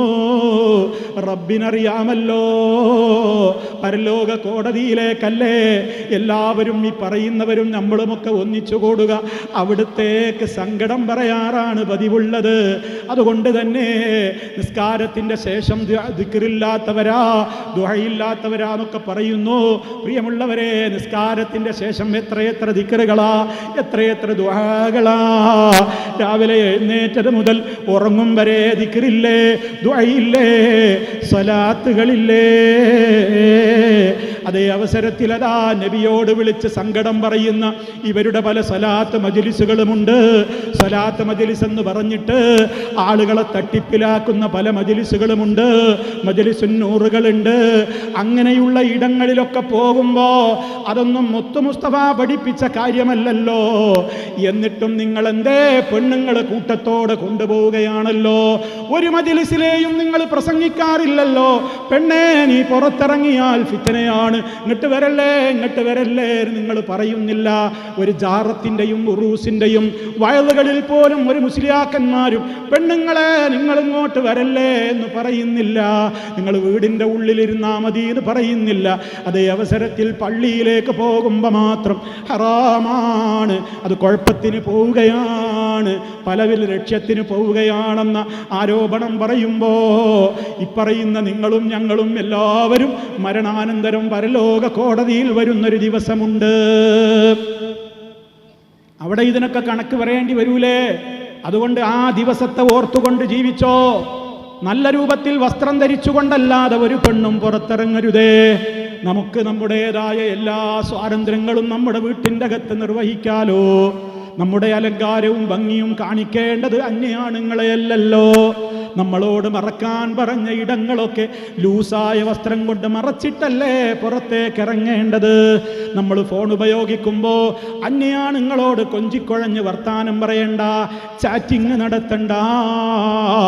ലഹരിയുടെ കാലമാണ്. ആരൊക്കെ എപ്പോഴൊക്കെ എന്തൊക്കെയാ തോന്നുക എന്നറിയാത്ത കാലമാണ്. 16കാരനായ +2 വിദ്യാർത്ഥി 14കാരിയായ 9ാം ക്ലാസ്സുകാരിയായ തൻ്റെ സ്കൂളിൽ പഠിക്കുന്ന പെൺകുട്ടിയെ ക്രൂരമായി ബലാത്സംഗം ചെയ്ത് കൈകൾ പിറകോട്ട് കൂട്ടിക്കെട്ടിയിട്ട് അതാ തൊടികപ്പുലത്തുള്ള റെയിൽവേ സ്റ്റേഷന്റെ അടുത്തുള്ള കുറ്റിക്കാട്ടിലേക്ക് കൊണ്ടുപോയി തള്ളിയിട്ട വാർത്ത പേർത്തും ഇന്ന് ചാനലുകൾ എത്രയാ കാണിച്ചു കൊണ്ടിരിക്കുന്നത്. ഉമ്മമാരെ, എന്തേ നമ്മുടെ മക്കൾക്ക് സംഭവിക്കുന്നത്? അവർ ലഹരിയുടെ അടിമകളായി പോകുന്നു, പലപ്പോഴും MDMA-യുടെ അടിമകളായി പോകുന്നു, പലപ്പോഴും മയക്കുമരുന്നിൻ്റെ ആളുകളായി പോകുന്നു. വഴിവിട്ട ബന്ധങ്ങളിലേക്ക് നമ്മുടെ പെൺകുട്ടികൾ പോകുന്നു, ആൺകുട്ടികൾ പോകുന്നു. അതേ കണക്കല്ലാത്ത സ്വാതന്ത്ര്യം ഉമ്മമാരെ, ഉപ്പമാരെ, നിങ്ങൾ പെൺകുട്ടികൾക്കും ആൺകുട്ടികൾക്കും ചെറുപ്പത്തിലേ അങ്ങവരെ അഴിച്ചു വിടുകയാണ്. ഫോൺ മുന്തിയത് അവരുടെ കൈകളിൽ കൊടുക്കുകയാണ്. അവരൊറ്റക്ക് വാതിലടച്ച് വീടുകളിൽ ഇരിപ്പാണ്. സ്റ്റഡി ടൂർ എന്ന പേരിൽ അവർ ലൈറ്റുകൾ ഇട്ടുകൊണ്ട് കൂത്താട്ടമാടുന്ന വാഹനങ്ങളിലൂടെ അവർ പല ദിക്കുകളിലേക്ക്, പലയിടങ്ങളിലേക്ക് ടൂർ പോവുകയാണ്. ചോദിച്ചാൽ പറയും ഇതെന്റെ ആൺസുഹൃത്താ, ചോദിച്ചാൽ ഇപ്പൊ കിട്ടിയ പേരാണ് പെൺസുഹൃത്ത്, ബെസ്റ്റി എന്നൊക്കെയുള്ള ചില ഓമന പേരിട്ടുകൊണ്ട് നമ്മുടെ മക്കളെ ഇങ്ങനെ അഴിഞ്ഞാടാൻ അവർക്ക് പൂർണ്ണ സ്വാതന്ത്ര്യം കൊടുക്കുന്ന ഉമ്മമാരെ, ഉപ്പമാരെ, ഈ നടക്കുന്ന കൊലപാതകങ്ങളിലും ഒളിച്ചോട്ടങ്ങളിലും അതേപോലെയുള്ള ബലാത്സംഗങ്ങളിലുമൊക്കെ നമുക്കും പങ്കില്ലേ? രക്ഷിതാക്കളായ നമുക്കങ്ങനെ പെട്ടെന്ന് കൈകഴുകി രക്ഷപ്പെടാനാകുമോ? പരിശുദ്ധ ഖുർആൻ നമ്മളോടെന്താ പറഞ്ഞൊരു? വിശ്വാസികളെ, നിങ്ങൾ നിങ്ങളുടെ ശരീരങ്ങളെ നരകത്തിയില്ലെന്ന് കാത്തുകൊള്ളണമെന്ന് മാത്രമാണോ? നിങ്ങളുടെ ഭാര്യമാരെ നോക്കണേ, നിങ്ങളുടെ മക്കളെ സൂക്ഷിക്കണേ. കാരണം ഈ മരണം കൊണ്ടൊന്നും തീരൂല, ആത്മഹത്യ ചെയ്തതുകൊണ്ടൊന്നും രക്ഷപ്പെടൂല. പരലോകത്ത് കത്തിയാളുന്ന നരകമാണ്, അവിടെ കാലാകാലം ശിക്ഷയാണ്. അവിടെ നിങ്ങളെ സഹായിക്കാൻ ഉപ്പയുണ്ടാവില്ല, ഉമ്മയുണ്ടാവില്ല, മക്കളുണ്ടാവില്ല, ആരുമുണ്ടാവില്ല. പാപ്പാക്ക് ഉമ്മയെ വേണ്ട, ഭാര്യക്ക് ഭർത്താവിനെ വേണ്ട, മക്കൾക്ക് ബാപ്പയെ വേണ്ട, മക്കൾക്ക് ബാപ്പയെ വേണ്ട. എന്നിട്ടാണോ മക്കൾ ആവശ്യപ്പെടും പോലെ മൊബൈലും കൊടുത്ത് അവരിഷ്ടപ്പെടുന്ന രൂപത്തിലുള്ള ഇറുകിയ പാൻറ്റും ധരിച്ച് അതേപോലെ തന്നെ ശരീരത്തിൻ്റെ എല്ലാ ഭാഗങ്ങളും ഇങ്ങനെ അന്യാണുങ്ങളുടെ മുമ്പിലേക്ക് പ്രദർശിപ്പിച്ചുകൊണ്ട് അഴിഞ്ഞാടാൻ വിടുമ്പോ ഈ മക്കൾ നാളെ പരലോക കോടതിയിൽ നമുക്കെതിരെ തിരിഞ്ഞു കൊത്തുമ്പോ അവിടെ നമുക്ക് സഹായിക്കാൻ ആളുണ്ടാകുമോ? ഉണ്ടാകുമോ? പിന്നെ കരഞ്ഞിട്ട് കാര്യമുണ്ടോ? മക്കളെ അങ്ങോട്ട് സ്വാതന്ത്ര്യത്തിൽ അഴിച്ചു വിട്ടിട്ട് പിന്നെ അപകടം പറ്റിയിട്ട് പിന്നെ കരഞ്ഞിട്ട് കാര്യമുണ്ടോ? ഇവിടെ നിന്ന് തന്നെ നോക്കേണ്ടത് നമ്മൾ നോക്കണ്ടേ? വിവാഹവേദികളിൽ പോലും കൂത്താട്ടങ്ങളല്ലേ നടക്കുന്നത്? ഒരു കല്യാണത്തിന് പോലും, പ്രത്യേകിച്ച് മാപ്പിള കല്യാണം, മുസ്ലിമീങ്ങളെന്ന് പറയുന്നവൻ്റെ കല്യാണത്തിന് പോകാൻ പോലും കഴിയാത്തത്ര തിമർത്താടുന്നു. ആണും പെണ്ണും ഇങ്ങനെ അവരുടെ എല്ലാ ശരീരങ്ങളും കൊണ്ട് ആടിപ്പാടി അന്യാണുങ്ങൾ കൂടുന്നിടത്ത് അതാണും പെണ്ണുമൊക്കെ സ്റ്റേജിലേക്ക് കയറിയിട്ട് പുതുപെണ്ണും പുതിയാപ്പിളയും അടക്കം തുള്ളിച്ചാടിക്കൊണ്ട് ഫോട്ടോക്ക് പോസ്റ്റ് ചെയ്യുന്ന അതേപോലെയുള്ള നൂറുകണക്കിന് കാര്യങ്ങൾ പന്തലിലും ഓഡിറ്റോറിയങ്ങളിലും വെച്ച് നടന്നു പോകുമ്പോ, അതങ്ങനെ നടപ്പിൽ വരുത്തിക്കൊണ്ടിരിക്കുമ്പോ അരുത് മക്കളെ. വിവാഹം എന്ന് പറയുന്നത് അള്ളാഹു ചെയ്തു തരുന്ന നിഅമത്താണ്. മോനൊരു പെണ്ണിനെ കിട്ടി, മോൾക്കൊരു പുതിയാപ്പിളയെ കിട്ടിയത് റബ്ബ് തരുന്ന നിഅമത്താണ്. ആഗ്രഹിച്ചിട്ടും വിവാഹം നടക്കാത്ത എത്രയെത്ര ആണുങ്ങളാ, എത്രയെത്ര പെൺകുട്ടികളാ. എനിക്കെൻ്റെ റബ്ബൊരു മരുമോനെ തന്നല്ലോ, ഒരു മരുമോളെ തന്നല്ലോ. ആ അനുഗ്രഹം ഓർത്ത് റബ്ബിനോട് നന്ദി പറയേണ്ട ദിവസം നിക്കാഹ് കഴിയുമ്പോഴേക്ക് തുള്ളിച്ചാട്ടം നടത്തിയിട്ട് അതിൻ്റെ മുമ്പ് കുറേ അറബ് നൈറ്റും അതുപോലെ തന്നെ പാകിസ്ഥാനി നൈറ്റും പഞ്ചാബി നൈറ്റും അതുപോലെ തന്നെ മഞ്ഞക്കല്യാണവും പിന്നേതാ വ്യത്യസ്തങ്ങളായ പേരിലുള്ള പലവിധത്തിലുള്ള മെഹന്തിയും ഹൽദിയും പല പേരിൽ അങ്ങനെ കൂത്താട്ടങ്ങൾ നടത്തിയിട്ട് തൻ്റെ പെണ്ണിൻ്റെ എല്ലാ ശരീരത്തിൻ്റെ സൗന്ദര്യവും മാലോകര് കണ്ടാസ്വദിച്ചോട്ടെ എന്ന നിലക്ക് അത് ആൽബങ്ങളാക്കിയിട്ട് നെറ്റിലും അങ്ങ് അപ്ലോഡ് ചെയ്യുമ്പോൾ ലക്ഷക്കണക്കിന് ആളുകളുടെ മുമ്പിലേക്ക് നമ്മുടെ മക്കളെ ഇങ്ങനെ കൊത്തിവലിക്കാൻ ഇട്ട് കൊടുക്കണോ ഉമ്മമാരെ? റഹ്മാനായ റബ്ബിനത് ഇഷ്ടപ്പെടുമോ? ഇതൊക്കെ പറയുമ്പോൾ ഇതെല്ലാവരും ചിന്തിക്കണം. ഇതൊക്കെ എല്ലാവർക്കും അംഗീകരിക്കേണ്ട കാര്യമല്ലേ? പക്ഷേ ഇതൊക്കെ പറയുമ്പോൾ അതിനൊന്നും ചെവി കൊടുക്കൂല. അതൊക്കെ മക്കളാണ്, അതൊക്കെ അവർ ചെയ്യാണ്, ഞങ്ങളെന്ത് ചെയ്യാനാണ്? ഇപ്പോഴത്തെ ന്യൂജനാണ്, അവരുടെ ഇഷ്ടമല്ലേ വലുത്? അതൊക്കെ പറയുന്ന ബാപ്പാ ഉമ്മ നിങ്ങളല്ലേ പൈസ ചെലവഴിക്കുന്നത്? അത് നിങ്ങൾക്ക് പരലോക കോടതിയിൽ അള്ളാനോട് പറഞ്ഞു നിൽക്കാൻ കഴിയുന്ന മറുപടിയാണോ? നിങ്ങൾ ചെലവാക്കിയ പൈസയുടെ ഓരോ കണക്കും റബ്ബിൻ്റെ കോടതിയിൽ നിങ്ങളല്ലേ പറയേണ്ടി വരുന്നത്? എത്രയെത്ര മക്കളാണ്, ആൺമക്കളാണ്, പെൺമക്കളാണ് പ്രായമായ ഉമ്മയെ കരയിപ്പിക്കുന്നത്, ഉപ്പയെ കരയിപ്പിക്കുന്നത്. കാരണം അവിടെ നടക്കുന്ന കാര്യങ്ങളൊന്നും ആ ഉമ്മാക്ക് ഇഷ്ടല്ല, ഉപ്പാക്ക് ഇഷ്ടല്ല. അവർക്ക് പടച്ചോനെ പേടിയുള്ളവരാണ്, നല്ല വിശ്വാസികളാണ്. എന്നിട്ട് അവരെ പോലും വെല്ലുവിളിച്ചുകൊണ്ട് അവരുടെ മനസ്സ് അന്നത്തെ ദിവസം കരയാണ്. എൻ്റെ മോൻ ഇങ്ങനെ ചെയ്തല്ലോ, എൻ്റെ മോള് കല്യാണ ദിവസം ഇങ്ങനെ എന്നോട് ചെയ്തല്ലോ, ഞാൻ എതിർക്കുന്ന കാര്യം എൻ്റെ മക്കൾ കാട്ടിക്കൂട്ടുന്നുവല്ലോ എന്ന്. എത്ര ഉമ്മമാര് കല്യാണ സദസ്സില്ലെന്ന്, എൻ്റെ മോൻ്റെ കല്യാണമല്ലേ, എൻ്റെ മോൾ ഇറങ്ങിപ്പോകുന്ന ദിവസമല്ലേ എന്നോർത്തിട്ട് സങ്കടത്തോടെ മനസ്സ് വേദനിച്ചിട്ട് അവിടെ ഇങ്ങനെ വെറുതെ ഇരിക്കുന്നുണ്ടാകും നോക്കുകുത്തിയായിട്ട്. ആ വേദനക്ക് നിങ്ങൾ എവിടെ മറുപടി പറയും മക്കളെ? ആ കണ്ണുനീര് നിങ്ങൾ എവിടെ വെച്ചാണ് കഴുകിക്കളയുക? അതുകൊണ്ട് റബ്ബിനെ ഓർക്കണേ. ആ റബ്ബ് പഠിപ്പിച്ച ദീനനുസരിച്ച് ജീവിക്കാൻ ആഗ്രഹിക്കുന്ന ഉമ്മമാരെ വെറുതെ വിടണേ, ഉപ്പമാരെ വെറുതെ വിടണേ. നിങ്ങൾ ആലോചിക്കൂ എത്രത്തോളം ഗൗരവമാണ്. അതുകൊണ്ട് വിവാഹത്തിൻ്റെ ദിവസം അല്ലാഹു സുബ്ഹാനഹു വ തആല ഒരിക്കലും ഇഷ്ടപ്പെടാത്ത ഒരു കാര്യവും നമ്മുടെ വീടുകളിൽ നടക്കാൻ നമ്മൾ അനുവദിച്ചുകൂടാ. നമ്മുടെ സക്കാത്തും നമ്മുടെ സാമ്പത്തിക കാര്യങ്ങളും ഏതേത് വിഷയങ്ങളിലും ഒക്കെ നമ്മളെപ്രകാരമാണോ മുന്നോട്ട് പോകേണ്ടത്? അപ്രകാരം മുന്നോട്ട് പോയിക്കൊണ്ട് ഈ നാടിൻ്റെ വെളിച്ചമായി നിങ്ങൾ ദീനെന്താണെന്ന് ഞാനിവിടെ പറഞ്ഞ കാര്യങ്ങളും അല്ലാത്ത കാര്യങ്ങളുമൊക്കെ ആഴ്ചതോറും നടക്കുന്ന ഹുതുബകളിലൂടെ, ഇവിടെ ഉസ്താദുമാർ നടത്തുന്ന ഖുർആൻ ക്ലാസ്സുകളിലൂടെ, ഹദീസ് ക്ലാസ്സുകളിലൂടെ നിങ്ങൾ പഠിച്ചു മനസ്സിലാക്കിക്കൊണ്ട് യഥാർത്ഥമായ നിലക്ക് എന്താണ് ഇസ്ലാം എന്ന് പഠിച്ച് അങ്ങനെ തന്നെ ജീവിക്കണേ. അതല്ലാതെ പരലോകത്തെത്തുമ്പോൾ വിലപിച്ചിട്ട് കാര്യമുണ്ടാവില്ല എന്ന് എന്നെയും നിങ്ങളെയും ഓർമ്മപ്പെടുത്തിക്കൊണ്ട് ഞാൻ എൻ്റെ വാക്കുകൾ അവസാനിപ്പിക്കുകയാണ്. ഈ ഒരു പ്രോഗ്രാം ഇവിടെ വിജയിക്കാൻ എല്ലാ അർത്ഥത്തിലും പ്രയാസപ്പെട്ട നൂറുകണക്കിന് ആളുകളുണ്ട്, പ്രയാസം സഹിച്ചിട്ടുള്ള ആളുകളുണ്ട്. ഇതിനുവേണ്ടി ഇവിടെ ഈ സ്ഥലം അനുവദിച്ചിട്ടുള്ള ഒരു മുസ്ലിം സഹോദരനാണ് എന്നവരെ എനിക്കിവിടെ വന്നപ്പോൾ കേൾക്കാൻ സാധിച്ചു. ആരൊക്കെ അവരെ കൊണ്ട് എന്തൊക്കെ ചെയ്യാൻ സാധിക്കുമോ എല്ലാ സഹായ സഹകരണങ്ങളും ചെയ്തിട്ടുള്ളവരാണ്. അള്ളാഹുവിനോട് എല്ലാവരുടെയും നന്മയ്ക്ക് വേണ്ടി ദുആ ചെയ്യുകയാണ്. ഈ പള്ളി നിങ്ങളുടെ പള്ളിയാണ്. നിങ്ങൾക്ക് പങ്കെടുക്കാം, കാര്യങ്ങൾ പഠിക്കാം, വിലയിരുത്താം, മനസ്സിലാക്കാം. അങ്ങനെ നമ്മുടെ അന്ത്യം നന്നാകുവാൻ വേണ്ടി നമ്മളെല്ലാവരും പ്രാർത്ഥിക്കണം. ആ നിലക്ക് റഹ്മാനായ റബ്ബിനെ കണ്ടുമുട്ടുന്ന സജ്ജനങ്ങളിൽ അല്ലാഹു സുബ്ഹാനഹു വ തആല നമ്മെ എല്ലാവരെയും ഉൾപ്പെടുത്തി അനുഗ്രഹിക്കുമാറാകട്ടെ. സഹോദരങ്ങളെ, ഞാൻ എൻ്റെ വാക്കുകൾ അവസാനിപ്പിക്കുകയാണ്. എല്ലാ അർത്ഥത്തിലും നമ്മളിൽ നിന്ന് അല്ലാഹു ഖബൂൽ ചെയ്യുമാറാകട്ടെ എന്ന് മാത്രം ഈ അവസരത്തിൽ പ്രാർത്ഥിച്ചുകൊണ്ട് നമ്മളിൽ നിന്ന് മരണപ്പെട്ടു പോയ എല്ലാവർക്കും അല്ലാഹു സുബ്ഹാനഹു വ തആല മഗ്ഫിറത്തും റഹ്മത്തും നൽകട്ടെ. നമ്മുടെ മാതാപിതാക്കൾ, മറ്റു ബന്ധുക്കൾ, പല ആളുകളും നമ്മളിൽ നിന്ന് മരണപ്പെട്ടു പോയിട്ടുണ്ടാകും.